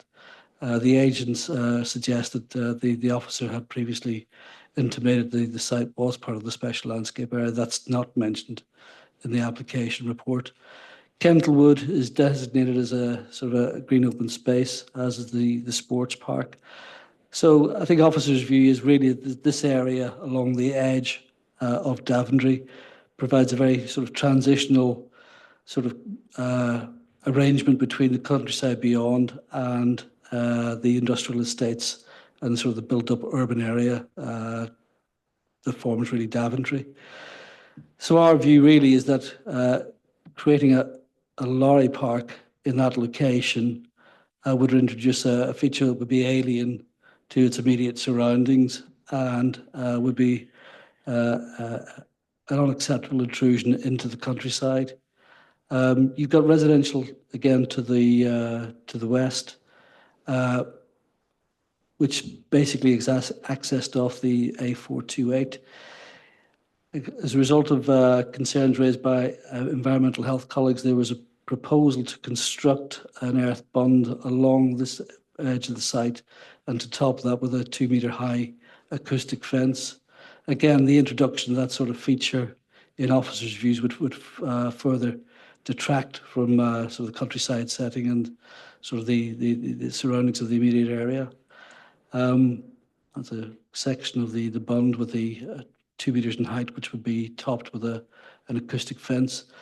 And whilst it would mitigate potentially the impact of the comings and goings of trucks late into the evening and early hours of the morning, it would introduce a sort of a feature that, in our view, would not benefit from its immediate surroundings. These are just general pictures of the approach to the site. And again, the industrial commercial area is to the right-hand side. The recreational area, sports park, is to the left-hand side. And again, this is close to the entrance to the site. There is a footpath, designated footpath, which actually provides access up towards Kentlewood. And this would be shared between not only this existing industrial premises, but the HGVs coming out of the site. And whilst Highway Authority have not raised any concerns, and it's not a reason for refusal, you would have this mix of potentially HGVs coming into and out of the site, together with those seeking to access Kentlewood on foot. Again, that's a further indication of the nature of the sort of the industrial area and the clean line into open countryside beyond. That is the access into the site, which is fairly overgrown. That's the residential sort of properties to the just beyond, and so there would be a requirement to provide a bund and a fence on top of that to provide mitigation in terms of to shield those properties from the activities in the HGV area. On balance, whilst officers are recognise the need for lorry parks in the area, the policies seek to direct those to specific areas, and this isn't satisfied by the existing policies. The other reasons for refusal, they could fall away if further evidence is submitted to deal with those particular points, but that would be a matter for further discussions between the applicants and officers in the run up to any appeal, should members be minded to agree with officer advice. So nothing further to add, Chairman, to the report. I'm happy to answer any questions that members may have. Thank you. Are there any questions from the committee? Councillor Ware. Hi, Eamon. You haven't made any mention of the concerns of the crime prevention design officer. Have you got any comment on that particular objection, please? I was trying to briefly go through the report. It's clearly set out in the report of the reasons for refusal, and those form part of the reasons in terms of CCTV, reason number 4, and the objections are clearly set out in the report from the crime prevention design advisor. So they're saying this is in an appropriate place and that there isn't sufficient measures before them in order to address their concerns about crime prevention. Thanks. Any further questions from the committee? No. Okay, thank you. We'll now move on to public speaking in the following order. We've got Keith Astley on behalf of Daventry Town Council.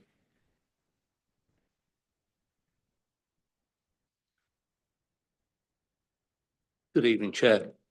I'm Councillor Astley, Daventry Town Council.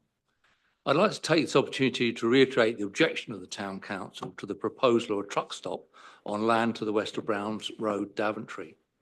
Our detailed response to the latest proposal was given in our letter to the Planning Department dated the 2nd of May, which is in your report. Our objection to the original proposal was given in a letter dated the 4th of March 2022. This included copies of objections from a number of residents and Daventry Town Football Club. This being said, I would like to highlight some of our major concerns. The Town Council believes that the location is inappropriate for the proposed development, especially as it is designated as a special landscape area within the town design statement. So I think might be a bit apart on that, but we're definitely of that opinion. We'd also strongly disagree with the analysis of the Highways Department. It is the Town Council's contention that Browns Road is insufficient to accommodate the proposed increase in traffic. Currently, there's a substantive on-street parking, which is not in those photographs. We get parking on both sides of that road. And this will not allow two HGVs to pass, or even an HGV and a car. The proposal fails to address this infrastructure issue. On this point, I would ask members to consider that Brown Road serves a nursery school, sports club, the town football club, the town household recycling centre, and establishes businesses, all requiring public access. We also feel the location is suitable for further commercial use as it is close to residential areas. If approved, residents will be impacted by increased traffic congestion, noise levels, particularly antisocial hours. Has anybody ever heard a truck taking its trailer on at 2 o'clock in the morning? I'd ask them to consider that. Light pollution and reduced air quality. Daventry Town Council urges members to consider these comments in addition to our written submissions objecting to this application and urge refusal of this proposal. Thank you very much. Are there any questions from the committee? No, thank you very much. Thank you. I now call on Councillor Charlie Hasty on behalf of Staverton Parish Council.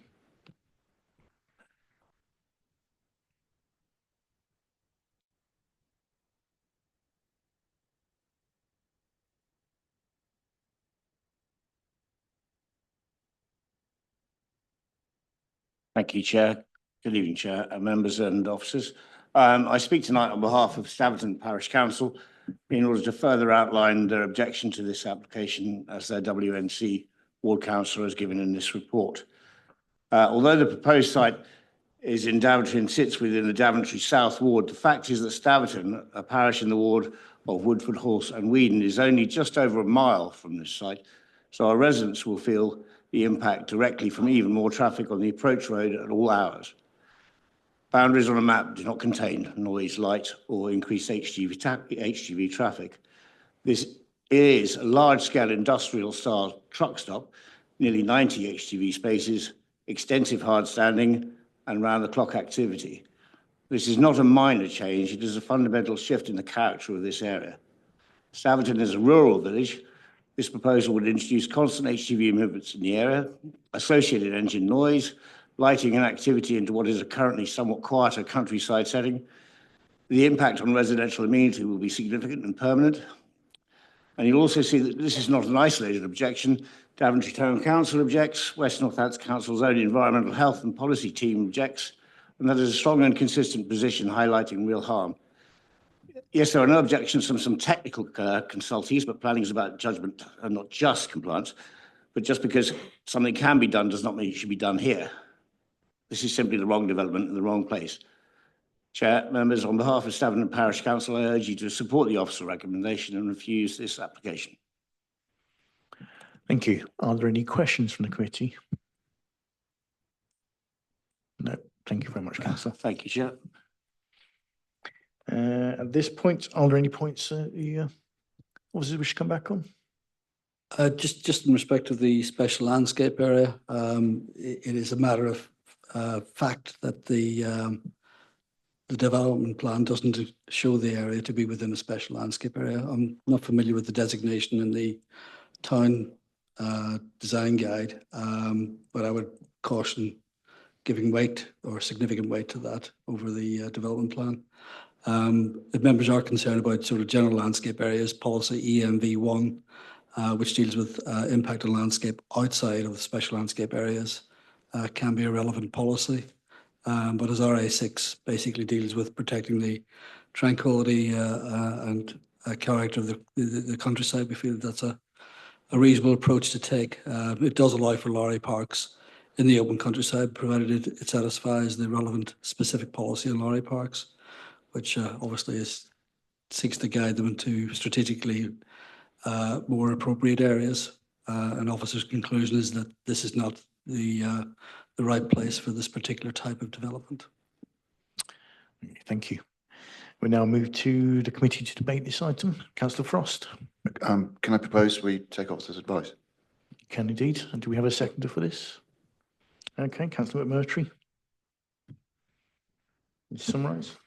Thank you, Chair. It's proposed by Councillor Frost, seconded by Councillor McMurtry, that the application be refused in accordance with the case officer's recommendation as per the reasons for refusal proposed in the report. Thank you, Chair. Thank you. Can I see a show of hands in favour of the proposal? That's unanimous. That's rejected.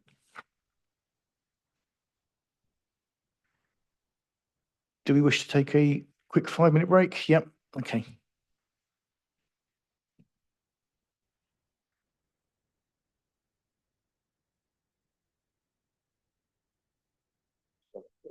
Sure. Probably looks Snickers. It's something.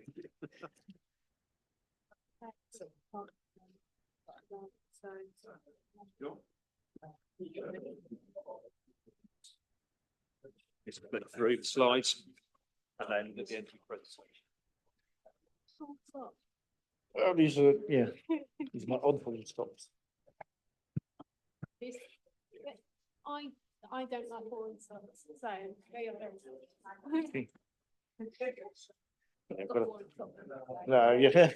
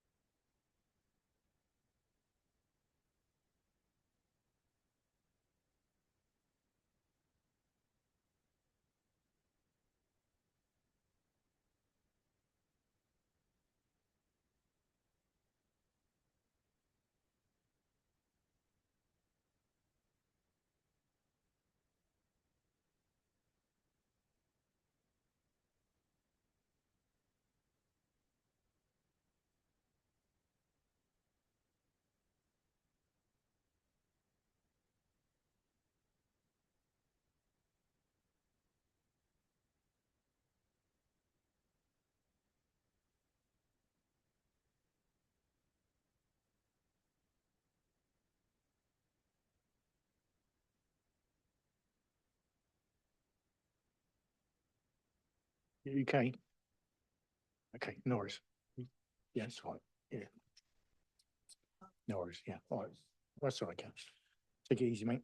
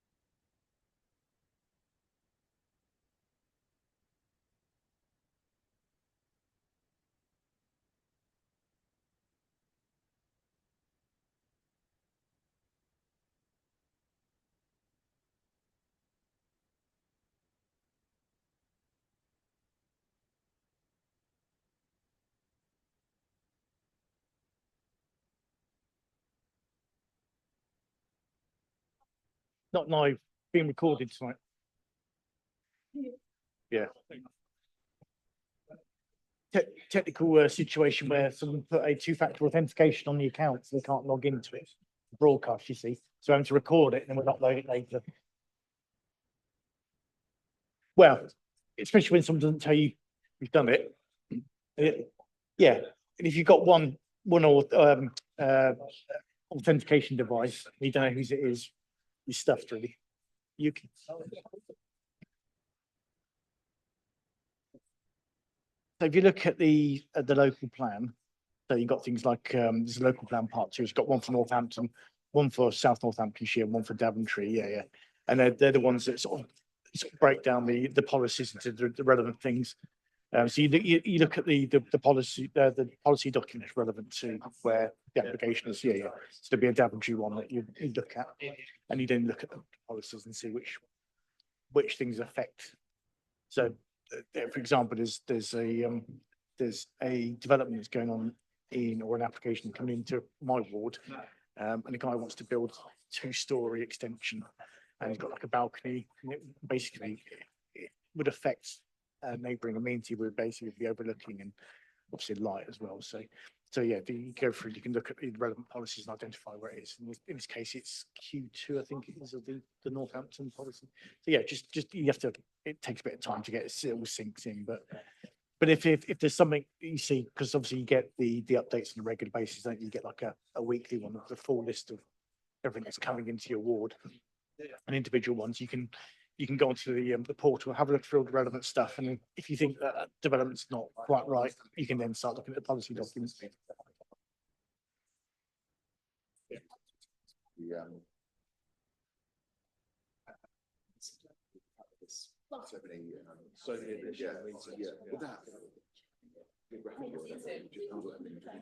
there any sort of things going on behind the scenes that, you know, any sort of logic with the veil? There's not at the moment. I mean, in terms of the committee structure, this is what the council adopted last March. So there's been no need to change that. So, I mean, I think they should be fine. North and south. North and south. And there's no slowing up in there. What do you think? I mean, it's just. What was supposed to happen is we were going to go from 2 committees to 1, and then the government's planning for was supposed to come and reduce the number of items to the planning committee. But as you know, the central government. That trick will never happen. It's just with those. Yeah. It was also driven by obviously we had 93 councillors on the last council, and as it was there 76 now, so there's fewer councillors, fewer places. That's another reason why I agreed to. No, I completely take the point, and at the moment we're just adapting and improvising with the operational matters there. It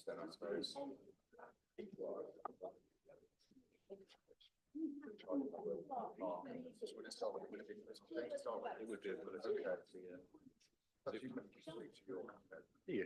So you'd be looking for north and south that both do everything, rather than strategic and non-strategic.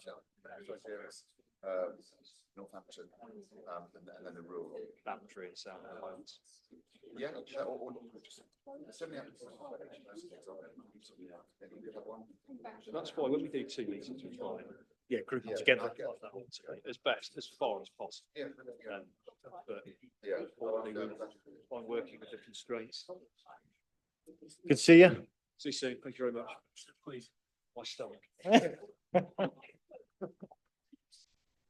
Thank you. See you soon. Yep. Yeah.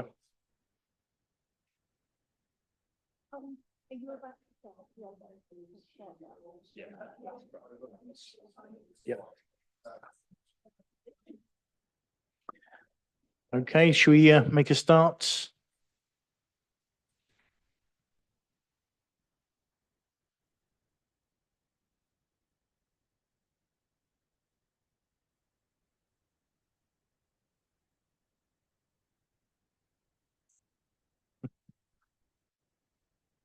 Thank you, Sean.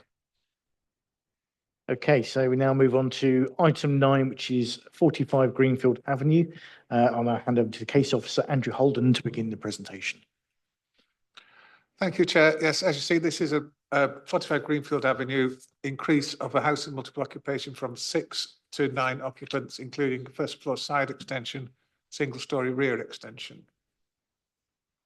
We have the site itself here on Greenfield Avenue and an aerial view to show you the house and the front and rear gardens.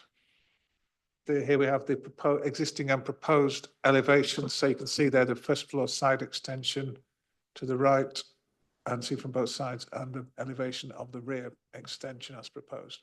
As in the report, it's considered the side extension itself is compliant with the householder design guide in that it is subordinate to the main dwelling. More elevations there to show you the projection of the rear extension, the side of the side extension, and the plot there to show, you can see where the rear extension is. Floor plans here. So existing, we have on the ground floor, existing high-low rooms already. There will be an extension to the kitchen and a shower room, toilet to the rear.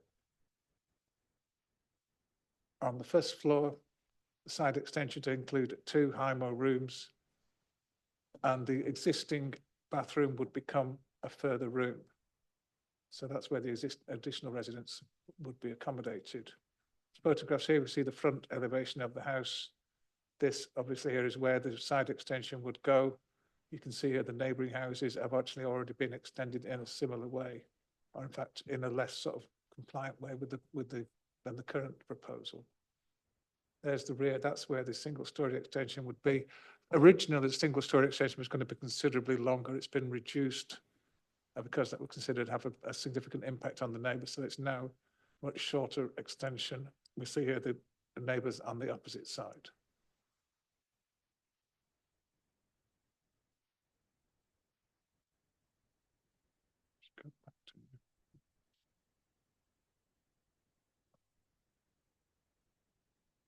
So, I mean, we need to go through the report in detail, but it does consider all the elements of the HIMA SPD and how it's considered that the proposal would comply with that. I've already talked about the extension itself, which is in compliance with household design guidance. So I think that's all I need to say for now, Chair.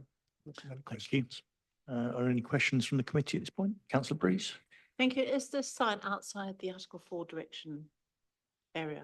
It's within the Article 4 It's within. direction. The whole of Northampton Borough, as was, is in the Article 4. Oh, the whole, area, right. in an Article 4 area. Thank you. Any further questions? No. Okay. We now move to public speaking in the following order. We have Teresa Elkin, a local resident.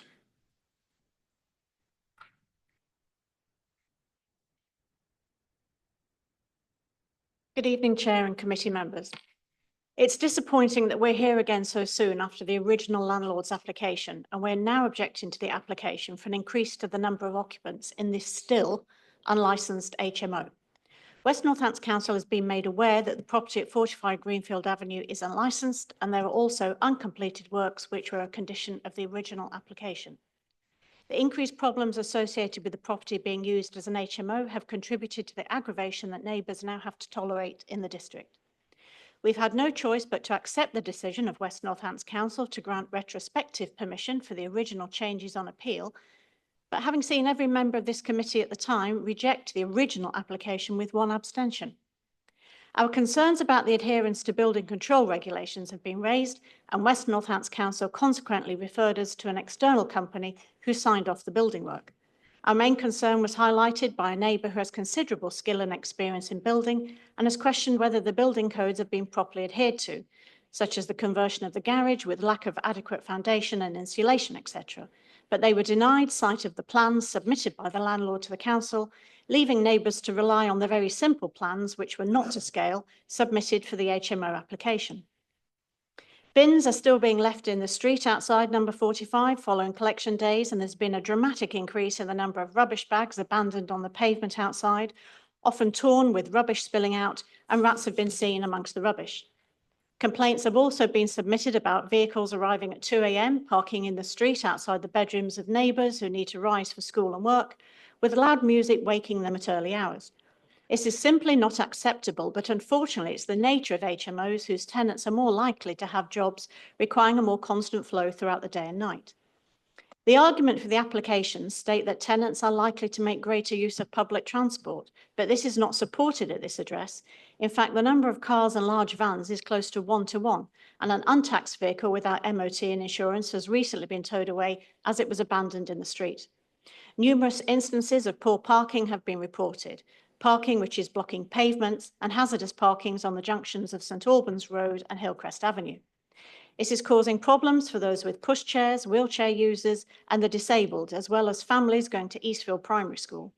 All of these concerns have been registered with private housing as advised by the council, but with no follow-up or acknowledgement from them. This is a residential street. All buildings are of a similar type. Properties were designed as 3 and 4 bedroomed houses. Increasing the occupancy at 45 Greenfield Avenue from 6 to 9 occupants in a 3-bedroomed house puts pressure on drainage, parking, waste collection and disposal. It also increases the friction between neighbours and the tenants.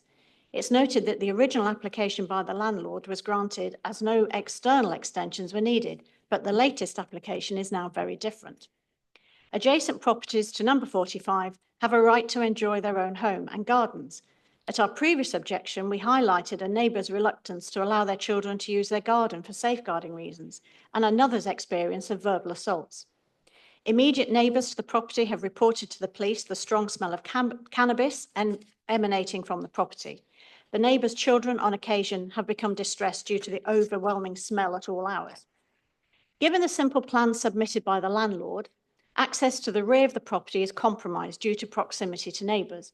Our concern is about the quality of inspection from the previous visual evidence of their garage conversion.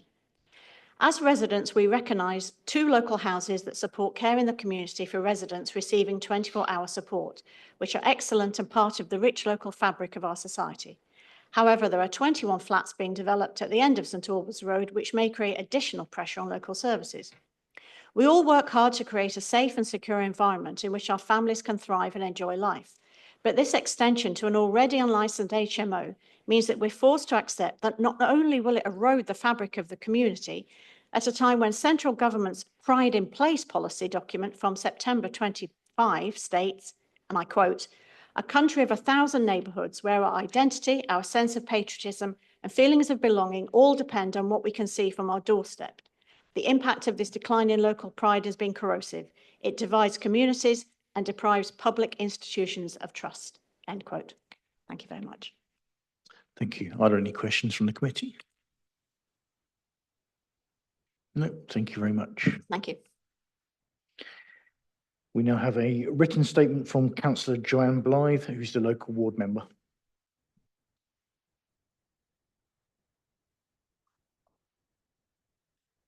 Thank you, Chair. I will now read the statement of Councillor Joanne Blythe. Good evening. I object to this application to increase this property from a 6-person HMO to a 9-person sui generis HMO with extensions. Under section 38(6) of the Planning and Compulsory Purchase Act 2004, decisions must be made in accordance with the development plan unless material considerations indicate otherwise.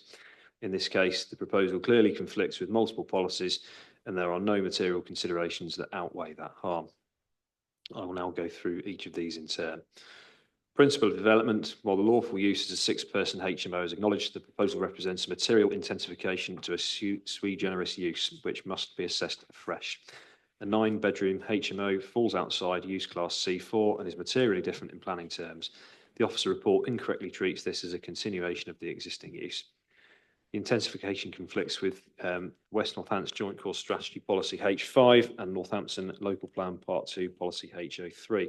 This is a step change in intensity, not a minor amendment. Overdevelopment and living conditions. The proposal constitutes overdevelopment. 9 occupants on this site places excessive pressure on internal space and shared facilities, particularly with the loss of bathroom and reliance on reconfiguration. While the minimum standards may technically be met, planning policy requires good quality living environments as set out in the NPPF.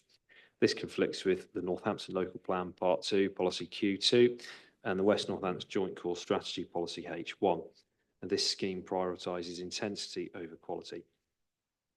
Parking and highways impact. This is a critical failure of the proposal. There is a requirement for 9 spaces, yet only 1 is provided. This is a severe shortfall. The officer relies on proximity to services, but this is not a blanket exception under the SPD, correction exemption under the SPD. There is no evidence of car-free living, no parking survey has been provided, and existing issues are already documented by residents. Importantly, highways have not objected, but only because they have stated that parking adequacy is for the local planning authority to determine. This is not support, it's a deferral of judgment. It is reasonable to conclude that if this fell fully within their remit, an objection may have been raised. This conflicts with policy Q1 of the Northampton Local Plan Part 2 and the NPPF. The proposal would result in unacceptable on-street parking and harm to highway safety. Character of the area. This site is within a low-density residential area. A 9-person HMO introduces a level of activity and intensity that is clearly out of keeping. A reliance on a 50-metre radius is insufficient. Policy requires consideration of overall character, not just concentration, and this conflicts with policy Q1 of the Northampton Local Plan Part 2. Neighbour amenity. The impact on neighbour amenity is being underestimated. This is not a single household, but 9 unrelated individuals living independently. It is entirely reasonable to expect multiple TVs, multiple music sources, different lifestyles and schedules. This creates the potential for multiple simultaneous noise sources within one property. Members should consider the impacts of 9 separate noise sources operating at once in a residential area. This, combined with increased waste, activity and turnover, represents a materially greater impact than a standard dwelling. And this conflicts with policy Q2 of the Northampton Local Plan Part 2 and policy S10 of the West Northamptonshire Joint Core Strategy. Drainage infrastructure. Concerns regarding sewerage and drainage have been raised but not addressed.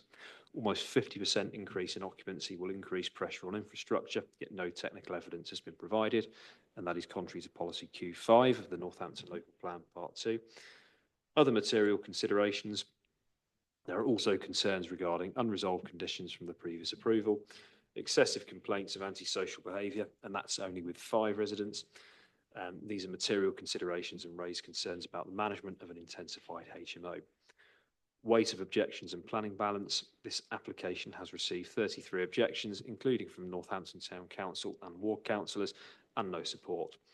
The officer's recommendation places too much weight on technical compliance and fails to properly account for real-world impacts, including parking, amenity and intensity. In conclusion, this proposal results in overdevelopment, severe under-provision of parking, harm to residential amenity, harm to the character of the area, and unjustified intensification of sui generis use. It is therefore contrary to policies Q1, Q2, Q5, H03, H1, H5 and S10 of the National Planning Policy Framework and HMO SPD and Northampton Local Plan Part 2. For these reasons, I respectfully request the committee to refuse the application. And that concludes the statement of Councillor Joanne Blythe. Thank you. We now have a written statement from Councillor Cameron Emery, who's a local ward member. Thank you, Chair.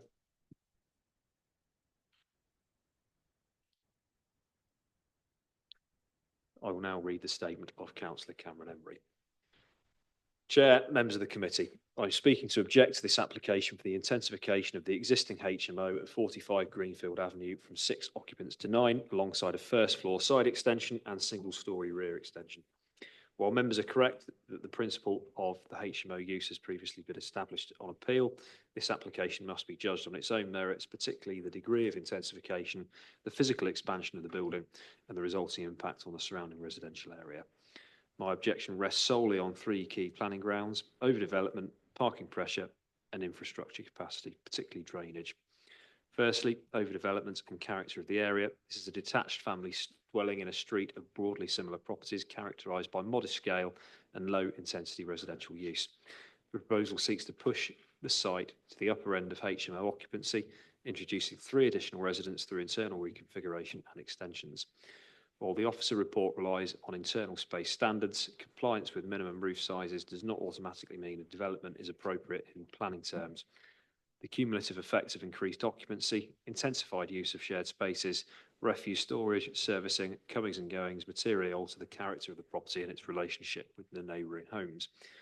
Policies Q1 and Q2 of the Northampton Local Plan require development to respond positively to local context and protect residential amenity. Members must consider whether this level of intensification represents a balanced use of the site, or whether it constitutes overdevelopment that conflicts with established character of Greenfield Avenue. Secondly, parking pressures and highways impact. The proposal increases demand to 9 occupants, which under the council's own parking standards equates to 9 parking spaces. The site itself provides only 1 on-plot space. While Highways Authority raises no formal objection, it explicitly acknowledges that development is expected to increase parking demand, particularly during evening peak periods, and advises that this matter rests with members' judgment. This street already experiences parking stress. Residents have raised concerns about vehicles and large vans parking on pavements, impacting pedestrian safety and accessibility, including for disabled residents. This intensification proposed here will inevitably exacerbate that situation. Thirdly, infrastructure capacity and sewage drainage. This application increases occupancy by 50% compared to the approved 6-person HMO. Yet there is no substantive assessment on whether existing drainage or sewer infrastructure is capable of accommodating that intensified use. Local residents have raised concerns in this regard, and these should not be dismissed lightly. Policy Q5 requires development to demonstrate that it will not increase pressure on drainage infrastructure and create problems. Given the scale of intensification and the absence of detailed information, members should question whether this matter has been adequately addressed or whether further scrutiny is required before permission is granted. In conclusion, while the officer's recommendation is to approve subject to conditions, I urge members to consider whether conditions can genuinely mitigate the fundamental issues of overdevelopment, parking stress and infrastructure pressure arising from this proposal. For the reasons outlined, I respectfully request that the committee refuse this application. And that concludes the statement of Councillor Cameron Embry. Thank you, Chair. Thank you. Are there any points that the officers wish to come back on? Yes, through you, Chair, just a few points from the speakers. Firstly, licensing, whether the property is licensed or not is separate from the planning consideration. So we're looking at the planning application here, not the licensing side. Similar building control, that is something that is outside of the planning system and completely separate.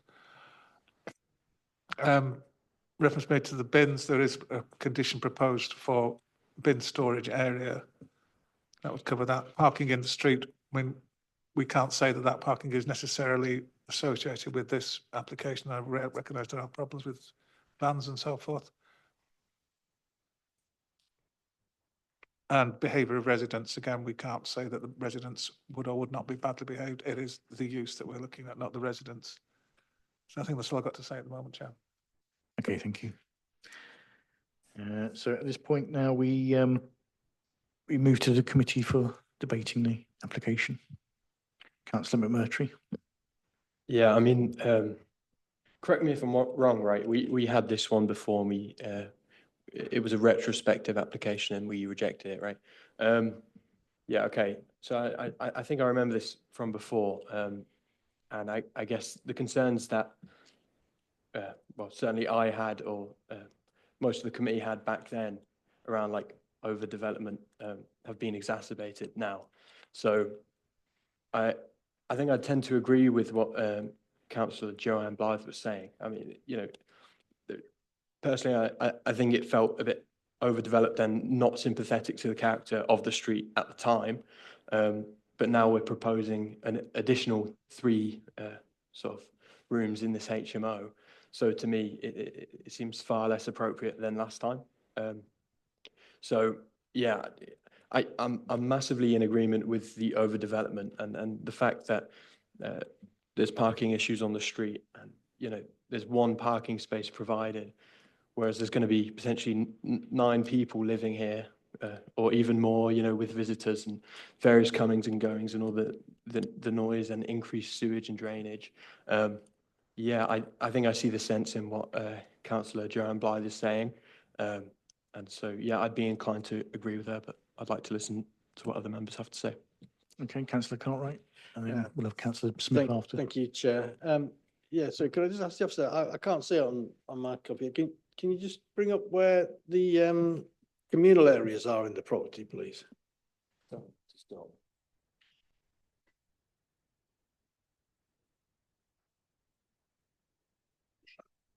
Is there a restroom somewhere? Through you, Chair, the only communal area is the kitchen area on the ground floor as proposed, which will be extended to 24 square metres, which is the requirement within the HIMO SPD supplementary planning document. So there's no requirement for any further a living area. That would be a kitchen diner. So there's no requirement for anybody to be able to sit anywhere? Because it just looks like there's just kitchen facilities there. There's nowhere to sit and have quiet enjoyment of the house. It would be a kitchen diner, so not sitting as in relaxing necessarily, but to sit and eat with that's a sort of bar type arrangement. We don't get into the detail of how it's laid out, but that is the area that is required. Right, but where they've got the plans laid out, there is nowhere to sit because all there is cooking and washing facilities. There is nowhere to dine. Yeah, so we don't specify the detail of how it's laid out. That is actually covered under private sector housing also, that they do have more specific standards.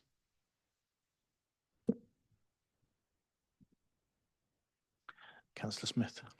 Yeah, I mean, I agree with the points that Councillor Murtry made, I think, and that were made previously. This does represent overdevelopment in my view. You can't imagine an ordinary residential home creating an extension of this size.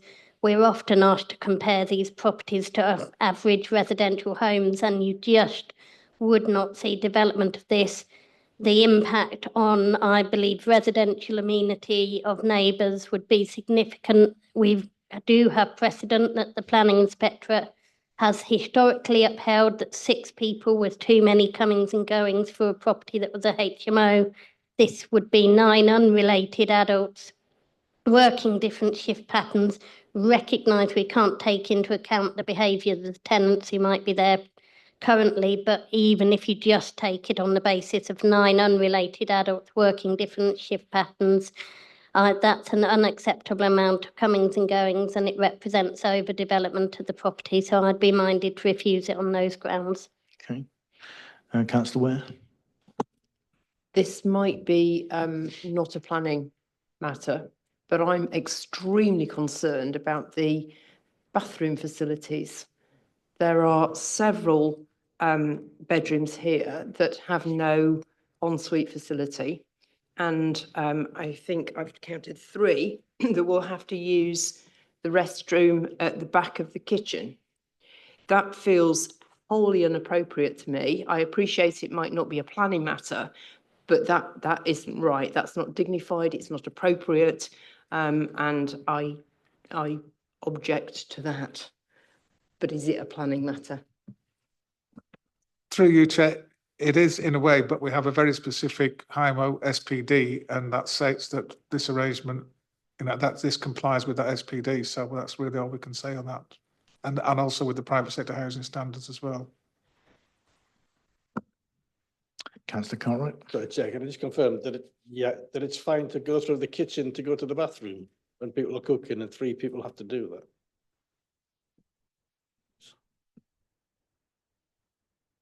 Councillor Beryl.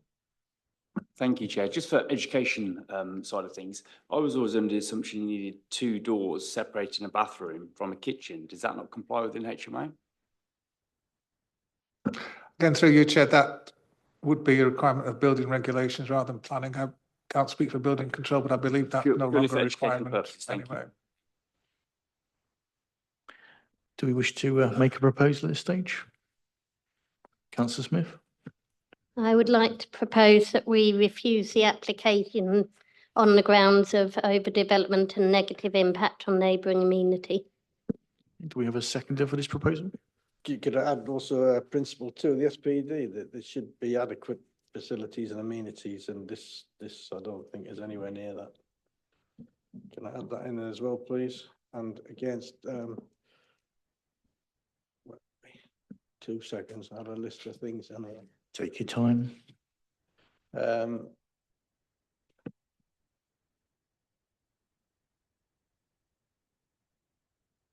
Because if you don't belt and braces these things, you put one thing forward, it gets blown away, as we've seen before, you know, because notwithstanding that this does have a judgment from the planning inspectorate to allow it, provided certain conditions are met, which obviously haven't been met, but that's not an issue apparently. Where are we? The loss of a dwelling house to an HMO, policy H09, regulation 18 of the local plan. Where are we? Oh, so it was at H5. There we go. Sorry, that was H5 on the West Northampton Joint Core Strategy.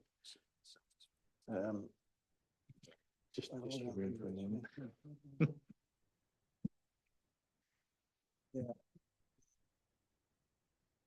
Well, policy H09 regulation 18 says provide appropriate cycle storage, but even with the planning inspectorate, saying that that's a condition, it's not been done.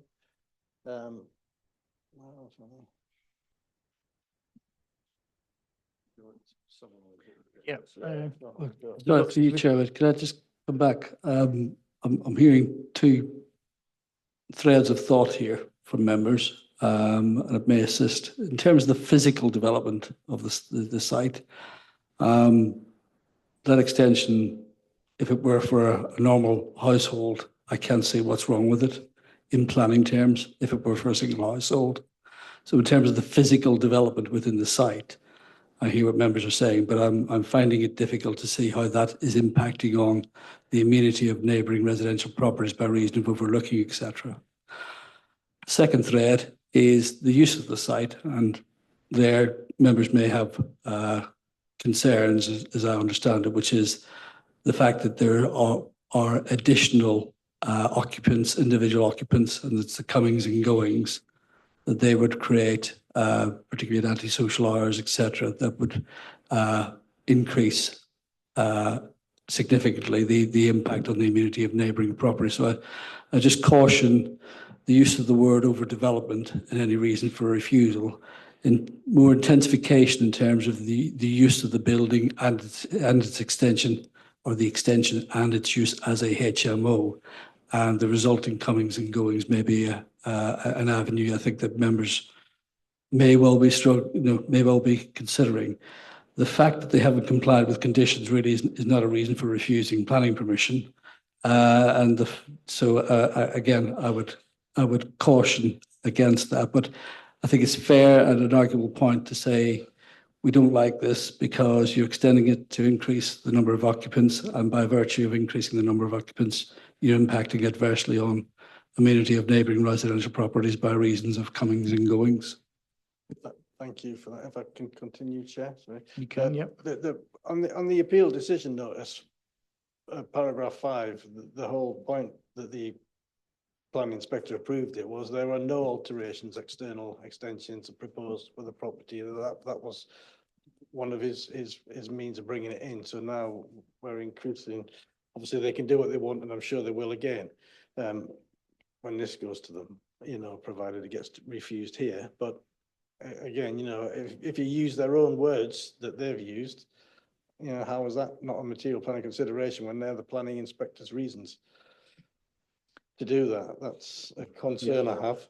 Again, through you, Chairman, each application on its own merits. But what I would say, for example, a single-storey extension that's currently proposed there, if that were on the back of a normal house occupied by a single family, I would struggle very very seriously to justify a reason for refusal alone. How does that Similarly, again, through you, Chairman, similarly, extensions to the side of dwellings have been allowed for normal dwelling houses. So, as I say, I would caution against the physical presence. But again, you as members are entitled to take a different view. If you think the physical extensions impact adversely on the character of the area by reason of design, etc., then maybe that's an avenue you want to explore. But to say that if you're saying that it's impacting on the amenity of neighbours by reason of overlooking, you're going to have to demonstrate how that does that. And you've been told by officers that the single-storey extension has been reduced to reduce the impact on neighbours in terms of its physical presence. Yeah, thanks for the clarification. I'm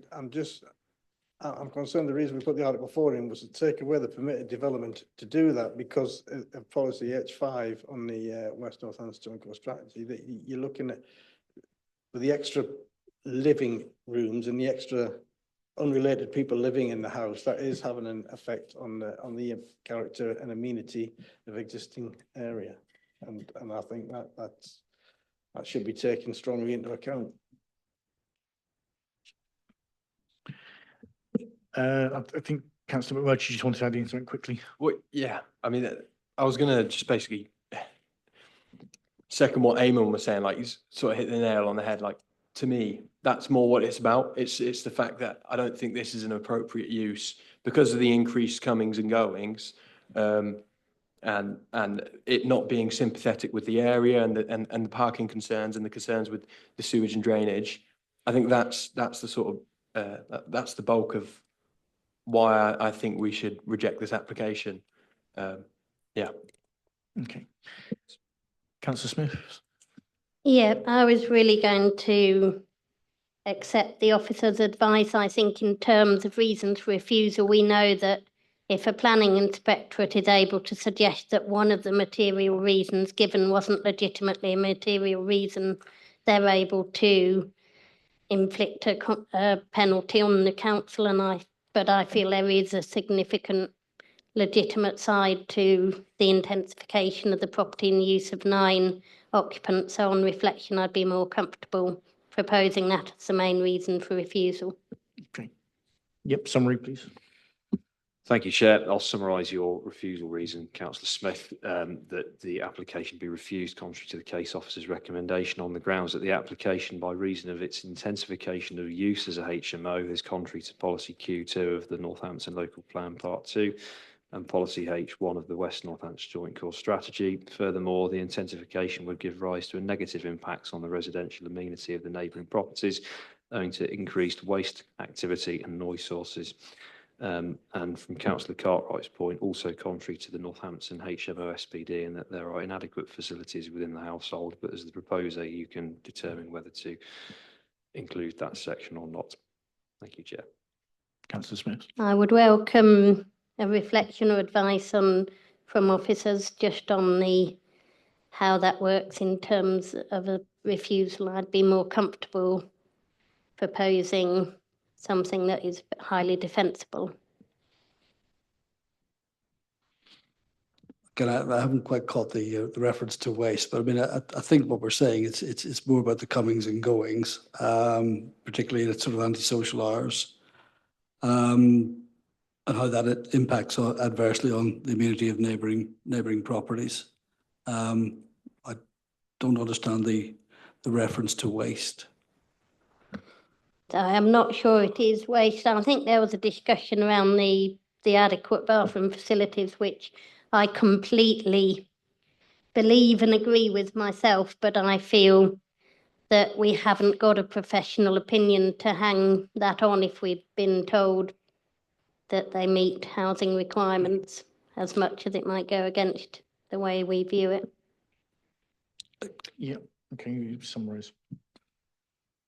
So thank you, through you, Chair. So chopping out the waste section of that refusal reason, it would be refused contrary to the officer's recommendation on the grounds that the application site, by reason of its intensification of its use as a HMO, is contrary to policy Q2 of the Northampton Local Plan Part 2 and policy H1 of the West Northampton Joint Core Strategy. Furthermore, the intensification would give rise to a negative impact on the residential amenity of the neighbouring properties owing to increased activity and noise sources. Does that adequately summarise your proposal? Okay, do we have a seconder for this proposal? Councillor McMurtry. Okay, can I see a show of hands in favour of the proposal? Those against? Abstentions? That's refused. We now move on to item 10, which is the 102 Ashburnham Road, Northampton. I'll now hand over to Case Officer Andrew Holden to begin the presentation.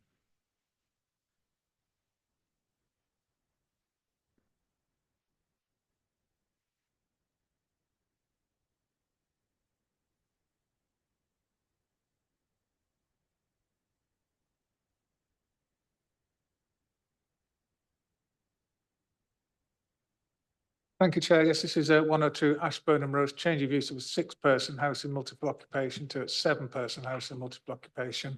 This includes a retrospective permission for a rear dormer and associated roof alterations and a clear glazed window to the side elevation.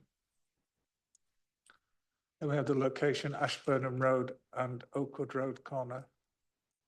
And the aerial view there, you can see a bit more detail of this is next to the Northampton cricket ground or nearby.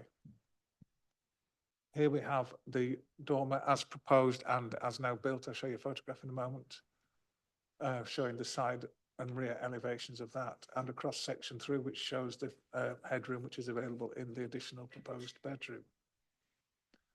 Here we have the floor plans. The ground and first floor plan are unchanged from what has been previously approved.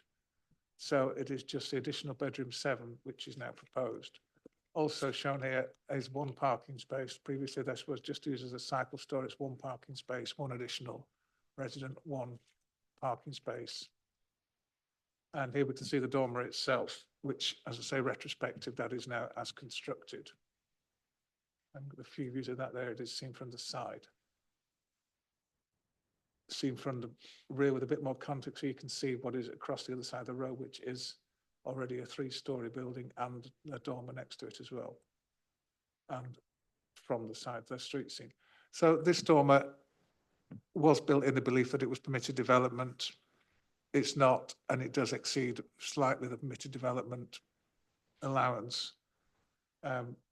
What we're saying as officers is there is a fallback position. It could be altered to comply with permitted development. The visual impact would be hardly diminished from that. And as I say, the area does feature dormers of this type. Draw your attention to the addendum, which there has been a reasonably late comment come in raising various points, and I won't read through the whole addendum, but those are addressed in that. A lot of reference was in this objection to the landlord's guide, which is not the planning policy. This has been assessed against the HIMO SPD. In particular, let me go back.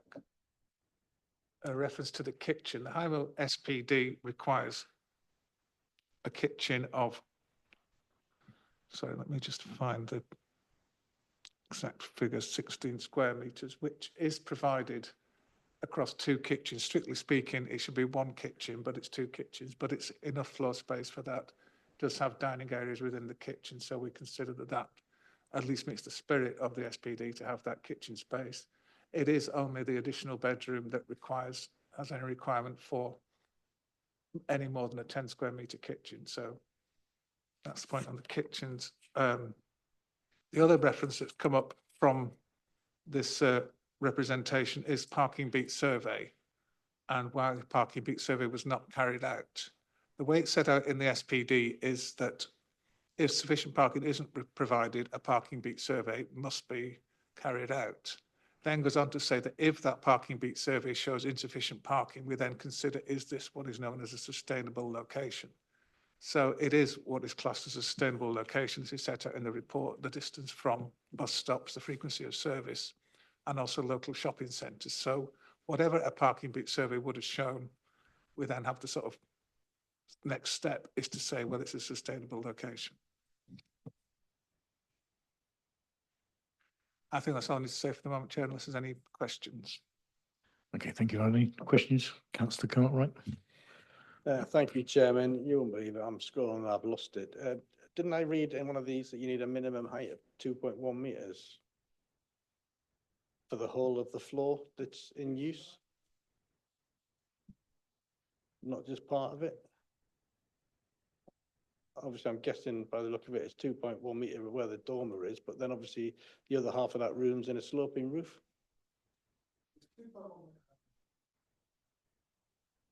Yeah, I had it in a scrolly fingers. Fat fingered it, haven't I? It is 2.1 metres, but not over 100% of the floor space. It is over a specific proportion of the floor space. I'm afraid I can't tell you offhand what that proportion is, but this does meet that standard. It does meet the standard. Yeah. You're allowed out, part of it to be under a slope, as long as enough of it is 2.1 metres. Okay, thank you. Any further questions from the committee? No. Okay, we will now move to public speaking in the following order. We have a written statement from Councillor Bob Purser, who's the local ward member. Thank you, Chair. I will now read the statement of Councillor Bob Purser. Planning Committee should be aware that Councillor Smith and I convened a meeting between local residents and the owners of 102 Ashburnham Road, and then, as councillors, we invited to visit another of the landlord's recently converted properties in Purser Road. Residents continue to feel that the development of this house represents overdevelopment and that there is also insufficient parking. The overdevelopment is evidenced by the recent planning history where in 2024 planning permission was applied for and granted for 6 residents.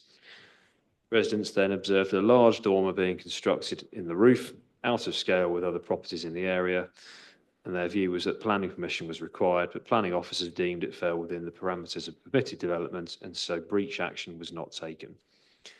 That this application is at committee today shows that the residents were correct.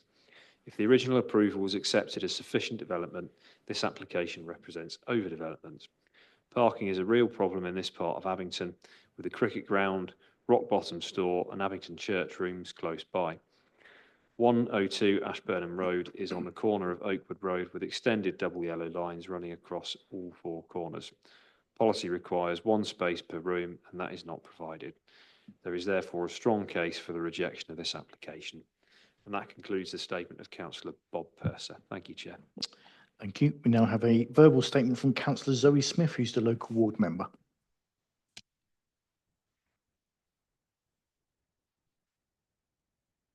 Thank you, Chair. First, I'd like to put into context a bit of what's going on with this application and just what residents are so frustrated about with this application in particular and with the HMO situation in general. So it should be understood that Abington and Phipsville contain just over 21% of all houses in multiple occupation within West Northants. And it's within that context that this sense of intensification of the area as a whole is also going on for residents and the frustration they feel with this particular application. There is a real frustration about the situation where it was granted for 6 people, which was deemed sufficient.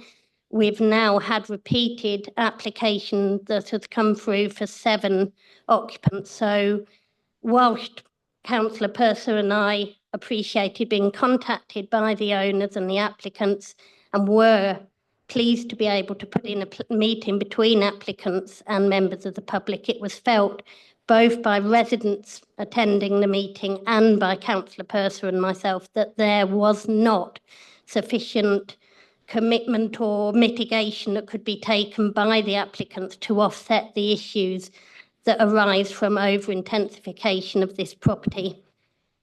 There could have been an application before this committee for 7 occupants in a HMO with an extension to the roof, but that wasn't what came before the committee. So the committee already approved, or the 2024 committee approved, a 6-person HMO, which is not so generous. We now have a 7-person HMO.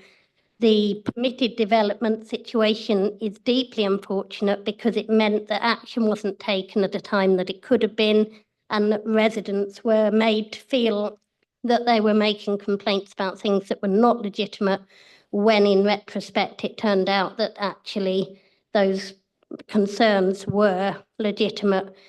7 unrelated adults occupying a small-ish space in an area is over-intensification of this property. It would have an unacceptable amount of comings and goings for neighbouring properties and alter the nature of the area, increasing the over-intensification of properties in this area.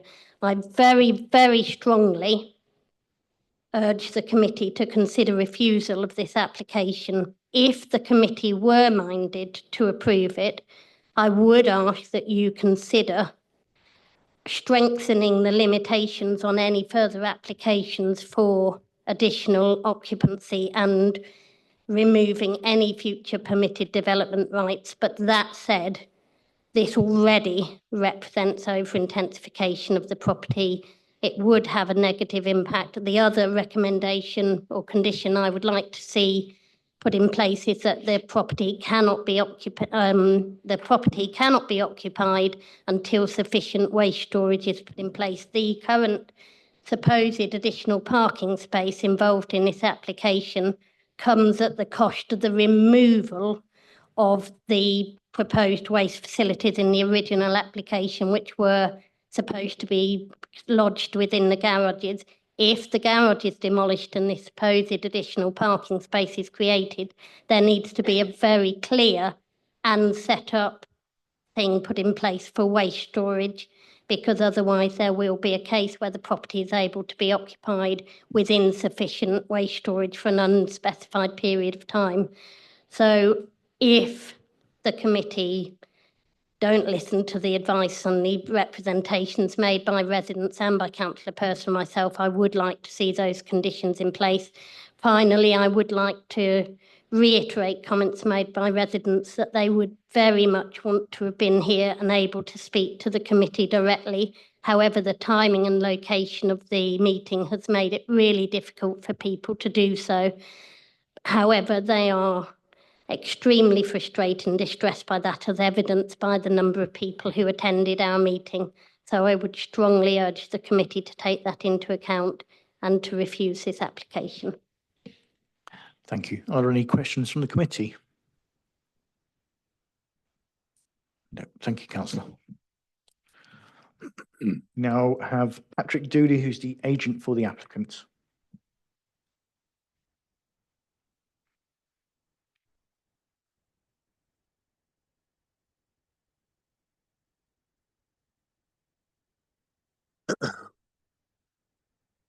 Good evening, Chair and members. I am the agent acting on behalf of the applicant. I do understand the concerns that have been raised regarding activity, impact on neighbours and the alterations to the property. However, the application has been assessed in detail by the planning officer, and the clear conclusion is that the proposals do not result in material harm and do comply with the relevant policies. This application in planning terms is a modest and straightforward proposal. Planning permission already exists for 6 persons within this HMO, and the application before you seeks consent for 1 additional occupier, increasing the number from 6 to 7. The key question today is whether 1 additional occupier results in any material additional impact, and the officer's conclusion is that it does not.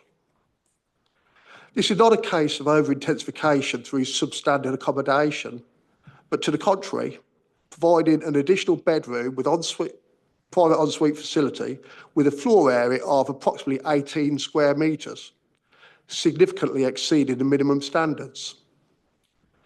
Both the planning officer and the council's private sector housing team confirm the communal facilities and layout are acceptable and policy compliant for 7 occupants. The local authority raises no objection noting that the increase of one occupier is mitigated by the provision of an off-road parking space, which will be allocated to the additional occupant.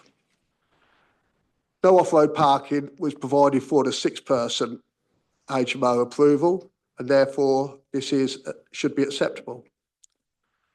As is shown on the submitted plans, the parking spaces to the rear, and we do have cycle parking and bin storage also within the rear area.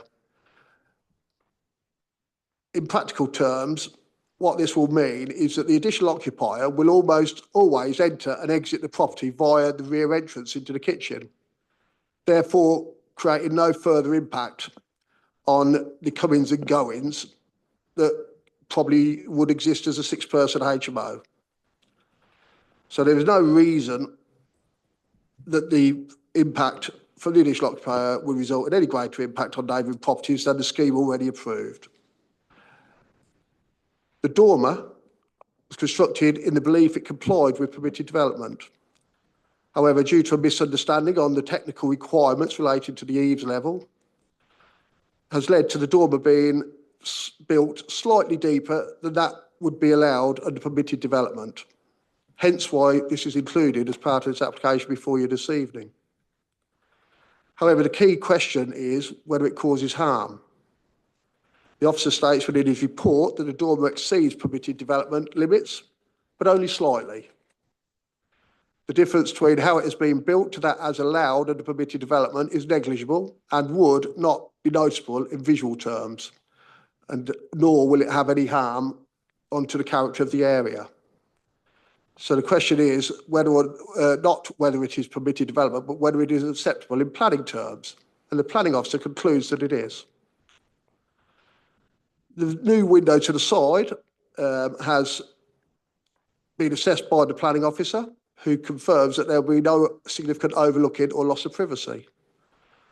The window itself is offset at a different level to the windows serving habitable rooms in the side elevation of the property opposite.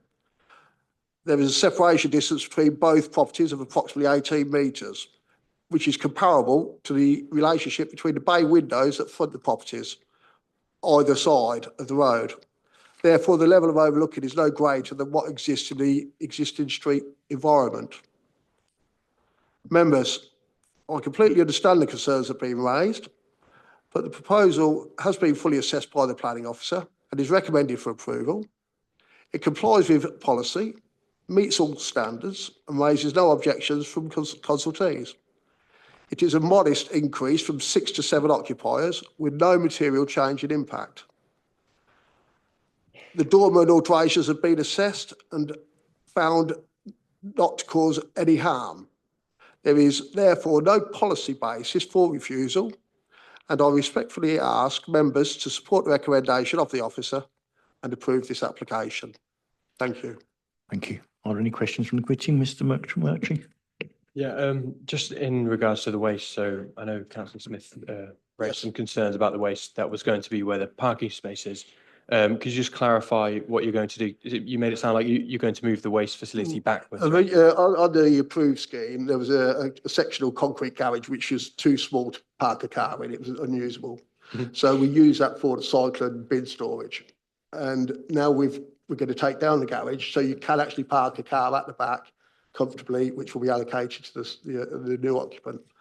The bin storage, we provided details of the bin and cycle storage within the rear amenity area, which is a large area to the back of the property. It is an end of terrace property, so it has a side access gate which leads straight out onto the footpath, so you don't have to take cycles through the house or anything like that. So, and the comings and goings will be predominantly to the rear, where there is no other property directly. You're not going in out the front door. Because they're putting the cycles and taking the cycles, they'll predominantly use the rear communal kitchen area for access, which should address all of the concerns regarding, comings and goings. Okay, yeah, thank you. Thank you. Councillor Frost. I was just going to say, sorry, where are the bins going to go? In the back garden, in the rear garden area. Have you got the site plan?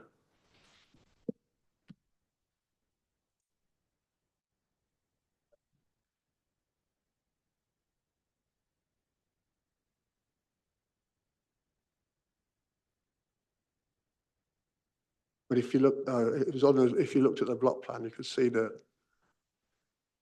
parking space at the rear there.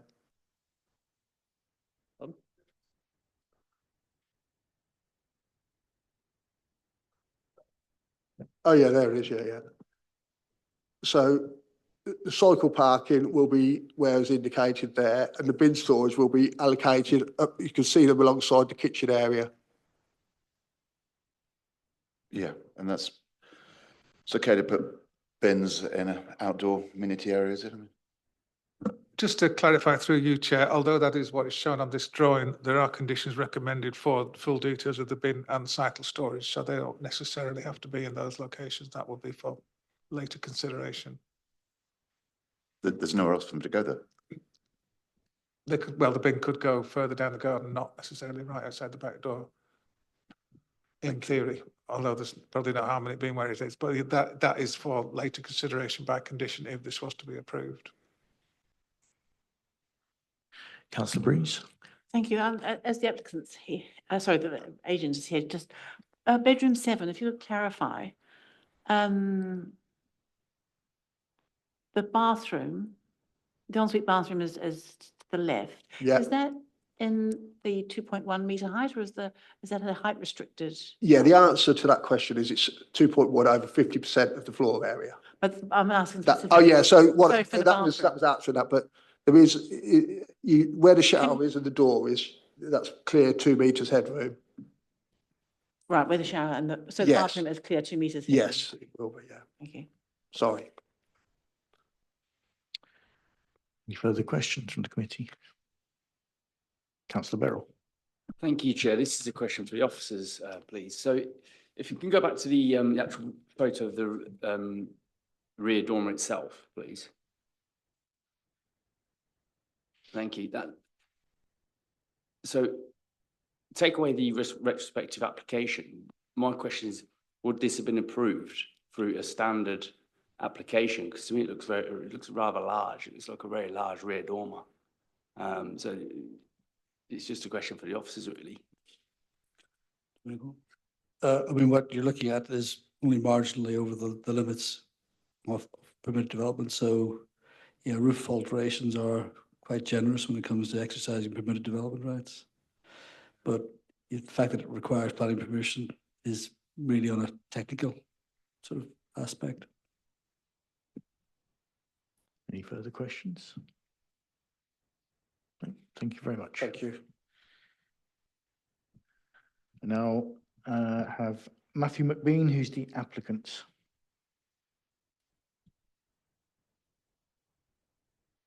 Can we do that after?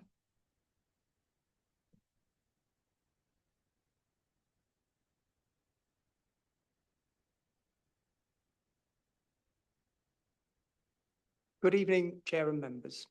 My name is Matthew McBean and I'm the joint owner of this property. I'm a full-time landlord and have a mix of family properties and HMOs, all of which are managed directly by me and my partner, Susie. This property is very large and is at the end of a terraced row and is therefore only joint to one other house. It is in a central, well-connected location, so it works well in enabling us to offer very spacious shared living to people that need it. In terms of the proposal itself, this is a small step from the scheme that already has permission to create 1 bedroom within the roof space. I also wanted to explain how this came about, because I know that it's been a particular concern for some of the residents. When the project started, the intention was simply to deliver a 6-bed HMO in line with the existing permission. During the building works, it became clear that the gable wall at roof level needed to be rebuilt, along with part of the rear roof slope. This was a significant structural issue, and that section of the building was effectively reconstructed, after which this new gable wall is now clearly visible. At the time, with all of that already happening and scaffolding up, it gave us the opportunity to look at the space more carefully and consider how it could be used more effectively. So after lots of head scratching, we decided to build the dormer under permitted development. It was a decision that came about as the project evolved. I was always aware that using that space as a bedroom would require planning permission, which is why this application has been submitted properly so it could be fully considered. When it was brought to my attention that there had been a small technical indiscretion relating to the dormer, we also immediately applied for retrospective planning. The additional room proposed here is just over 18 square metres with its own ensuite, so it's significantly larger than required. From my experience, tenants naturally spend most of their time in their rooms and use the kitchen diners for functional reasons and casual interaction. We therefore always focus on providing larger, well-designed ensuite rooms that go well beyond the minimum standards. If everyone is comfortable, happy, and has plenty of space, then it creates a quieter and more settled environment. The kitchen diners have been well designed and have ample amenities. Here we have one on the ground floor and one on the first floor, which have been reviewed by private sector housing and confirmed as compliant with relevant standards. I have met with inspectors from private sector housing several times, and I've always worked with them to get support and advice where needed to ensure that our properties are fully compliant and exceed expectations. We have strong demand for our rooms, which are currently all full. We meet all prospective tenants ourselves, giving each application proper consideration, whereafter all are thoroughly referenced. We have strong management systems in place which focus very heavily on fire safety, waste management, and respectful cohabitation. We visit our properties regularly and know all of our tenants personally. We have a cleaner who cleans the communal areas weekly. We communicate very effectively with everybody, and any problems that arise are actioned immediately. From experience, good management, clear communication, and getting the right mix of people living together makes a huge difference. When that's right, the house tends to run smoothly and remain a quiet, settled place to live. I think all of this is very important to highlight, as whilst I totally understand the concerns raised by the neighbours, the reality is that all of our tenants are very considerate, respectful, and simply want somewhere to live and relax quietly, just like everybody else. The planning officer visited this property recently to inspect it, with particular focus on the new dormer room. Not only has he done his due diligence in relation to policy and size, he also had a real feel for the standard and space of this extra bedroom. We have reached out to Councillor Zoe Smith and Bob Purser to explain how we manage our HMOs and the standards that we aim to achieve. We invited them both round to visit one of our nearby HMOs to see this in real life and to meet the tenants. We thank them both for their time with this, and I hope that the points that I'm raising today were evident. We also thank Zoe for her initiative with setting up a meeting with the neighbours so that we could listen and address their concerns. We were happy to do this and took on board all of the relevant points raised. We agreed to give our contact details to the neighbours so they could advise us immediately in the very unlikely event there were any issues. This application is for one additional room in a house that already has permission for 6. We are providing one off-road car parking space so as not to create any negative impact with street parking. The planning officer has visited this property recently and seen firsthand the space being thoughtfully created. He has recommended this application for approval and clearly states that the addition of this one large ensuite room will not result in overdevelopment, nor would it have a material impact on neighbouring amenity. I would therefore appreciate if you would consider the overwhelming merits of this proposal and support its approval. Thank you. Thank you. Are there any questions from the committee? Councillor Frost. With regards to the meeting of the residents, where you say they outline their concerns, would you say you won them round? No. No, I don't think we did. I thought we tried our best. And the residents that were at the meeting were the same residents that objected to the first scheme. And every one of the concerns that they put forward, we didn't really feel they were listening, to be honest, if I'm totally, but we offered as much as we could to address their concerns. And in particular, we've offered our phone number, which we're happy to, if there are any concerns raised at any point, I think, as we said to them, we are as, if not far more invested to deal with those problems than everybody. And, we run very, very well managed shared accommodation. And through you, Chair, so what concessions did you make to the residents as a result of their concerns? They were talking about parking, and as we pointed out, this extra one bedroom doesn't have any negative impact on the parking. They were talking about waste management, and we said that we were providing adequate waste provision, and we're happy that the planners have if they put a condition on to inspect that, and I'm more than happy to, send them, and even have them come around and look. We're trying our best to connect with the neighbours as much as we can. The neighbour next door, I'm in constant contact with Kaylee anyway throughout the works that we've done, because I'm very conscious that any work that we do, whatever, any noise that's created, has any effects on her, but she's out during the day. So I hope I'm coming across just how conscientious we're trying to be. And I think the broad brush approach that HMOs get given, I think is understandable, but in certain cases, not fair, because the people that we have living in these houses are young professional people that form a very important part of our local community, of teachers, doctors, nurses, welfare workers, and they all need somewhere to live. And we are trying our best to provide the highest standard of accommodation. And this theory that they are all going to cause a real nuisance to the local community, it's just not founded in our case. Absolutely. And we're trying our best to get that across. Any further questions? No, thank you very much. Thank you very much. At this point, are there any points that the officers wish to come back on? I think through you, Chair, has been pretty much covered by the speaker, so there's nothing to add. Okay, thank you very much. At this point now, we're moving to debate, and we'll start with Councillor Cartwright. Thank you, Chair, through you. I couldn't see it anywhere, and I forgot to ask earlier on, the density within a 50-metre radius of this property for HMOs. Yeah, the density doesn't, because this is an existing HMO, the density doesn't come into it as a consideration. That would only be if it's a new proposed HMO. I don't have the density to hand, but I believe it is from the previous application. It's not wouldn't be a high density. Certainly would have been compliant when the previous application was approved. Thanks for that, but we had this before when they keep wanting to extend the HMOs, and obviously then it does have an impact if it's over the required amount. Some stage enough's enough, but if this isn't over the density, I can accept that. Again, through you, Chairman, I think the fact is that the HMO was previously judged compliant with the concentration level set out in the SPD. That's not changing. What's changing is it's one more occupant. The SPD is silent on that in terms of additional occupants on HMOs, etc.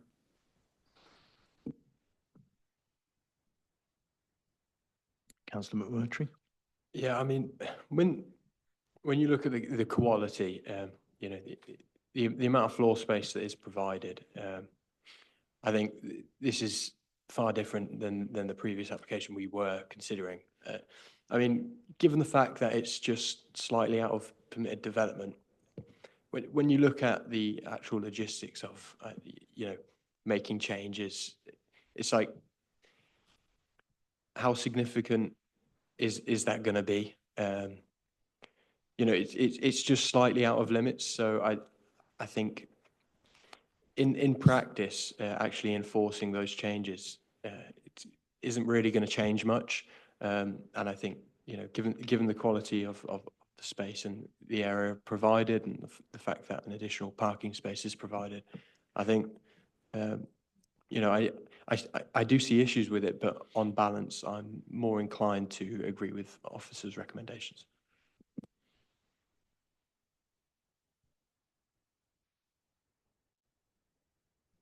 Any further debate or a proposal coming forward? Well, I mean, if no one's got any other points, yeah.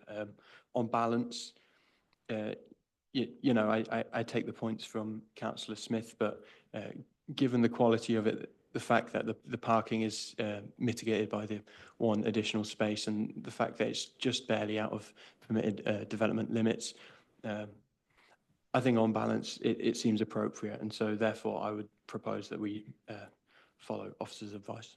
Okay, do we have a seconder for this? Councillor Cartwright? To you. Thank you, Chair. It's proposed by Councillor McMurtry and seconded by Councillor Cartwright that the application be approved in accordance with the officer's recommendations, subject to the conditions set out in the report. Thank you, Chair. Thank you. Can I see a show of hands in favour of the proposal? Those against? Any abstentions? People raise their hands. One over there. Several haven't voted. Can we see again a show of hands in favour of the proposed to begin with? Yeah. Those against? Abstentions? Okay, so that's accepted.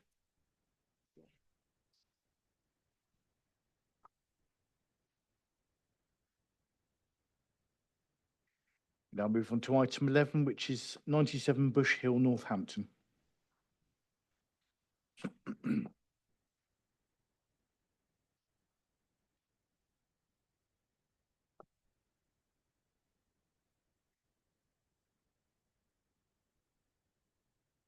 I'll hand over to the case officer, Andrew McCreel, to begin the presentation.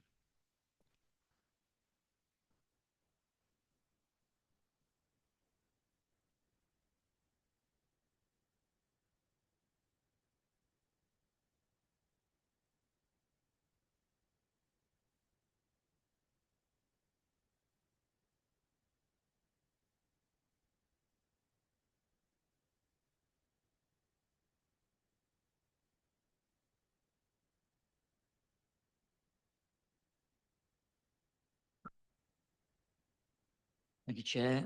Item 1197 Bush Hill, Northampton. This is a full application for the increase in size of the existing HMO at 97 Bush Hill for, from a 6-person HMO to a 10-person HMO. The application also proposes a loft conversion in the form of a roof extension over the existing side extension, which includes a rear dormer. 97 is a typical 2-storey semi-detached house and is situated on a sloping site so that it is higher than the property to the south, number 95. The property was issued a lawful development certificate in January 2025 for a 6-occupant HMO. And it did have an HMO licence for 6 occupants from August 2020 to August 25. This has now expired the last time I checked the register. The main planning issues are, firstly, whether the proposed increase in occupancy of the HMO to accommodate 10 people would be acceptable in terms of its impact on the character and amenity of the area.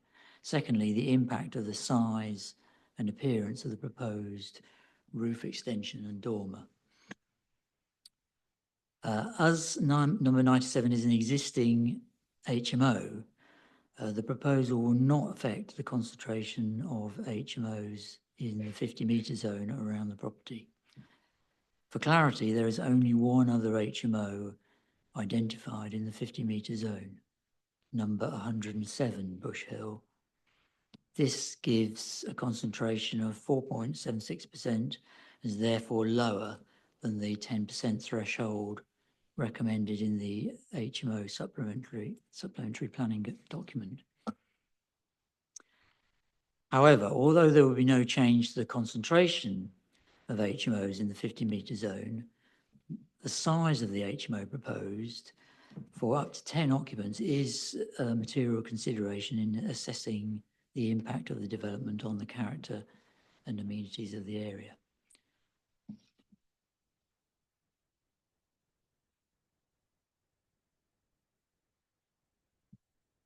That's the existing front elevation. That's a historic side extension, I think. That's from the rear. Oops. Let's see, floor plan. Right, a bit small scale, but the number of layout of bedrooms for 10 occupants suggests an intensively used property, which would be likely to generate a level of activity and noise above that of the small HMO for up to 6 people that it has a license for. Therefore, the proposal would have an adverse impact on the living conditions of the adjoining occupiers.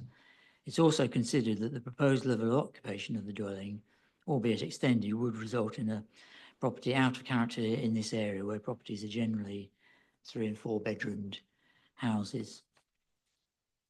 This would be contrary to policy H5 of the Joint Core Strategy, which aims to allow HMOs where they would not adversely affect the character and amenity of existing residential areas.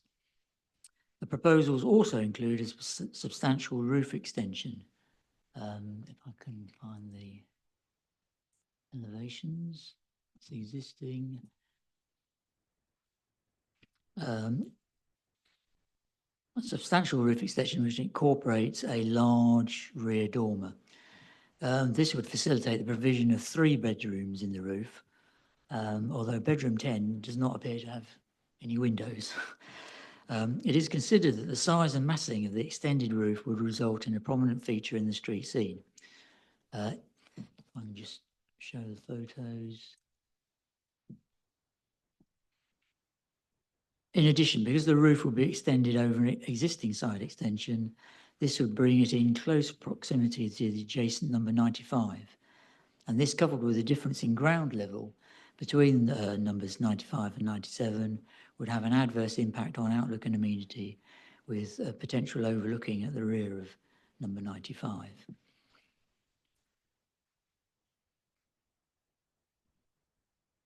That's from the rear.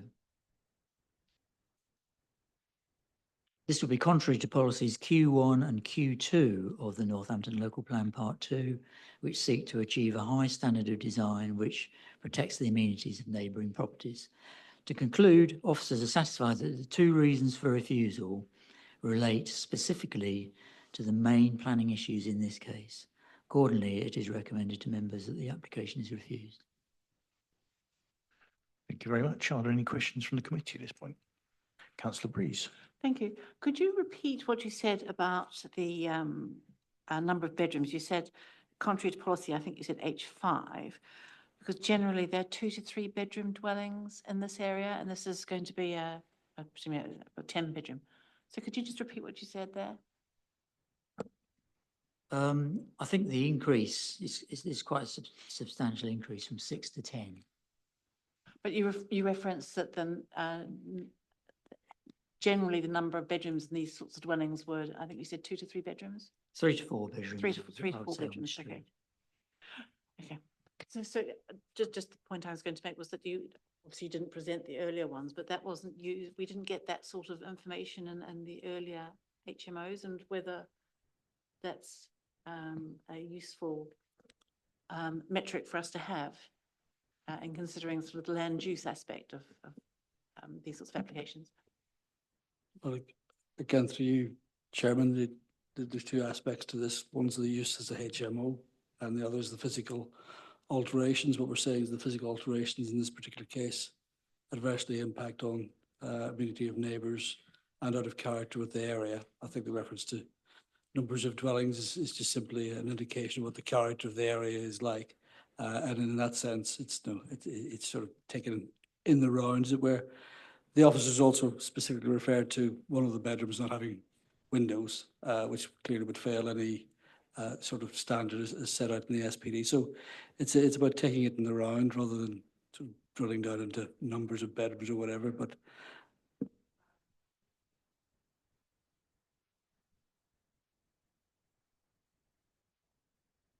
Any further questions from the committee?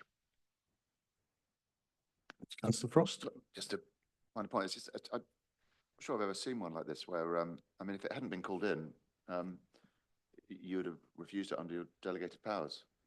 It just seems like. My view is it would have been refused under delegated powers. Yeah. Any further questions? No. Okay, we'll now move to public speaking in the following order. We have Martin Bottomley, who's a local resident.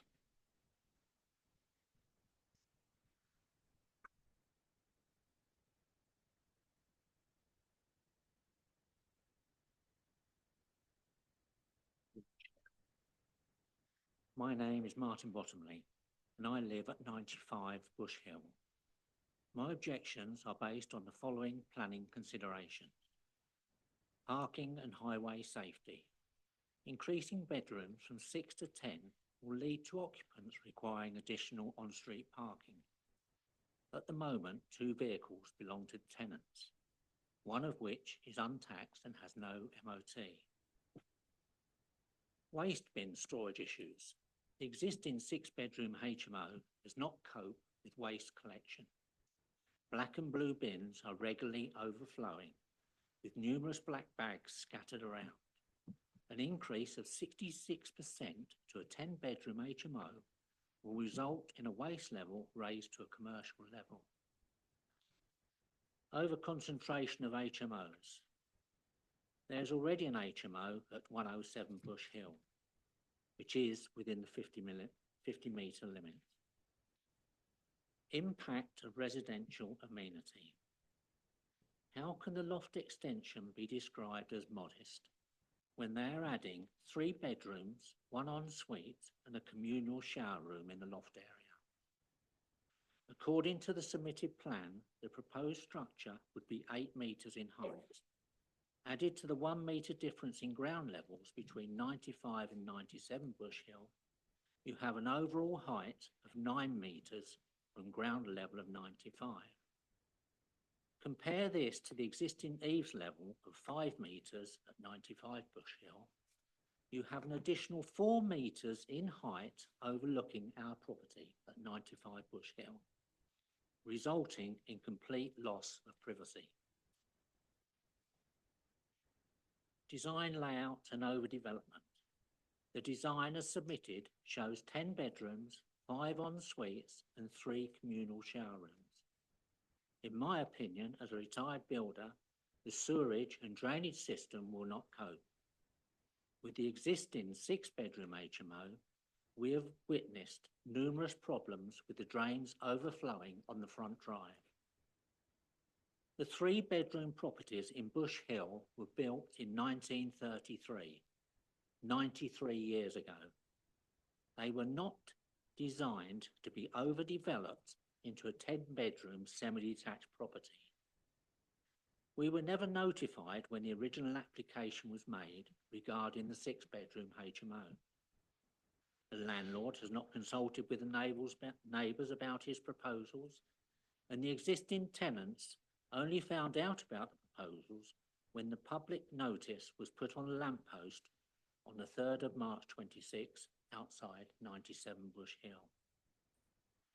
Antisocial behaviour.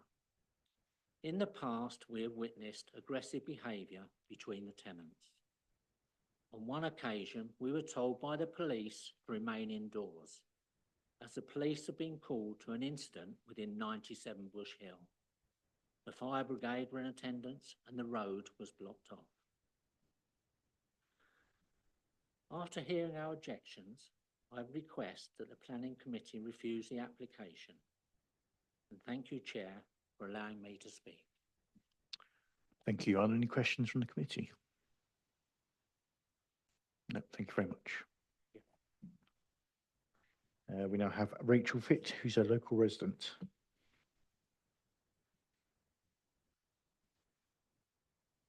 So I'm Rachel Fitt and I live at 99 Bush Hill, so I am linked to this property. Thank you for giving me the chance to speak. I'm here today not as an objector on a list, but as someone who has built a life in this neighbourhood, someone who loves this place, who knows the people and who wants to feel safe and settled in their own home. This application may not look like lines on a plan, but for us, it represents a very real change to the way we live. And I want to explain why so many of us are concerned about what this proposal would mean. Our garden is our sanctuary, our privacy and peace, the one space where we relax, where we spend time as a family, where we breathe. The proposed dormer would look straight into that space. It's hard to describe how unsettling it feels to imagine being watched in the one place you expect to feel completely at ease. For our neighbours whose garden sits lower, the extension would tower over them. Their outdoor space, their refuge would suddenly feel boxed in and overshadowed. Inside our homes, the situation is no better. The plans show on the ground floor, the kitchen and ensuite would sit directly against our living room and dining room wall.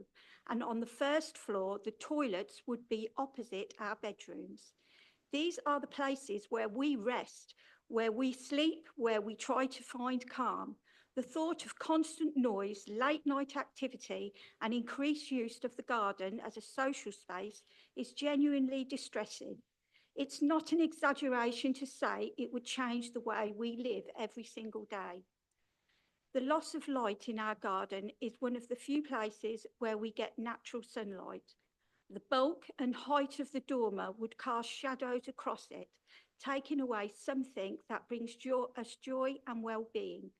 Light is not a luxury, it is a part of what makes a home feel like a home. We already feel the strain of having the multiple HMOs within a short distance. More noise, more parking pressure, more people coming and going at all hours. The policies that set a 10% threshold exist for a reason, to protect the balance of a community. That balance has already tipped.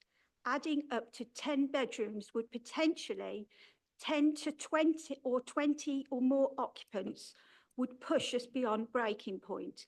It would make it harder for families and long-term residents to feel rooted here, to feel like this is a place where they can stay and thrive. Parking is already a daily battle. Many of us have experienced the frustration of trying to park close to our own homes, carrying shopping from far away, or worrying about blocking someone's drive.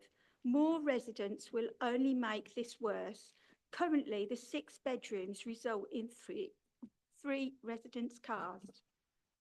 There is no proper plan for the waste storage, no secure area, no rear access, no dedicated room as required. We are generally worried about odours, more vermin problems, and the visual impact of overflowing bins. These are not small issues. They affect the health and dignity of everyone living nearby. JCS policy BN7A requires evidence that drainage systems can cope with increased demand. No evidence has been provided despite the clear intensification of use. This leaves us concerned about more potential flooding and drainage issues. We already feel the need for CCTV because of past antisocial behaviour. Increasing the number of unrelated adults in a small property understandably raises concerns. These fears are not theoretical, they come from lived experience. One of the attic rooms appears to have no natural light at all. No one should be expected to live in a space like that. It isn't fair on them and it isn't right for our community. Chair, members, this proposal is not just about bricks and mortar. It is about our community. It's about our homes, our well-being and our sense of safety and the future of our neighbourhood. For all these reasons, the loss of privacy, the overshadowing, the noise, the parking pressure, the refuse issues, the fear of crime, the harmful clustering of HMOs and the poor living conditions for future residents, I respectfully ask that you refuse this application. Thank you. I'm very nervous. Thank you. Any questions? Are any questions from the committee? No. Okay, you're free to go. Thank you. Thank you. Okay. We have a written statement from Councillor Cameron Emery, who's a local ward member. Thank you, Chair. I'll now read the statement of Councillor Cameron Emery. Members will be aware that the use of this property as a small HMO for up to 6 occupants is already established. The issue before you today is not the principle of a HMO, but whether this particular dwelling can reasonably accommodate the significant intensification of up to 10 occupants, together with a substantial roof extension, without causing harm to the character and amenity of the area. In my view, and as the officer report makes clear, it cannot. Firstly, an over-intensification of residential amenity. This is a typical semi-detached dwelling, which, even with its existing extensions, is considered suitable for a small HMO. Increasing occupancy to 10 residents would represent a step change in the intensity and activity associated with the property. This includes comings and goings, noise, pressure on shared outdoor space, and the general level of activity that neighbouring households would experience on a day-to-day basis. Planning policy is explicit that HMO should not adversely affect the amenity of existing residents. Policy H5 of the Joint Core Strategy, HO3 and Q2 of the local plan, and the HMO SPD all seek to prevent precisely this kind of over-intensification. Importantly, this proposal crosses the planning threshold from a small HMO into sui generis use, which underlines the scale of occupation itself is a material planning harm. Second, on the character of the area, whilst the numerical concentration of HMOs within 50 metres may not technically exceed policy thresholds, members are entitled to consider the scale and impact of this individual HMO. A 10-person HMO in the street characterised by family housing and modest extensions would materially alter the character of the area. The officer's conclusion is that this proposal would be out of keeping with its surroundings and is well founded. Third, on the proposed roof extension, the proposed roof extension, including a full-width rear box dormer and gable end, is excessive in scale and massing. It would be visually intrusive, incongruous with the street scene where hipped roofs are the prevailing form.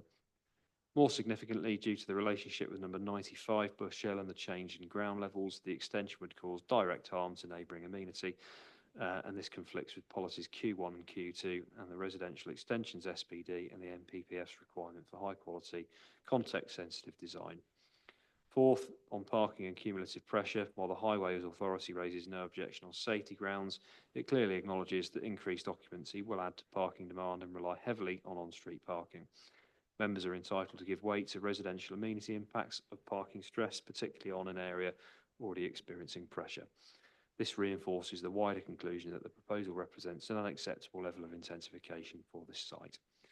Finally, I would stress that many of the concerns raised by residents are echoed in the officer appraisal and are not matters of licensing or management alone.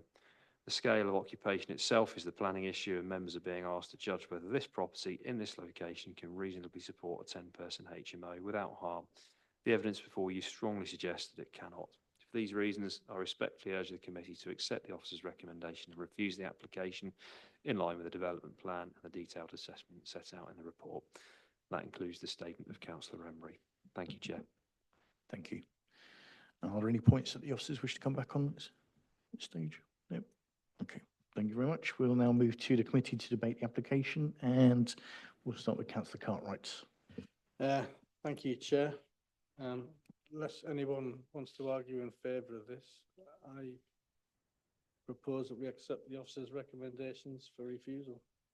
Seconded, yeah. Okay, so we've got a seconded from Councillor Tree. Thank you, Chair. It's proposed by Councillor Cartwright, seconded by Councillor McMurtry, that the application be refused in accordance with the officer's recommendation for the refusal reasons as set out in the report. To you for the vote. Thank you very much. Can I see a show of hands in favour of the proposal? Okay, it's unanimous. That's refused.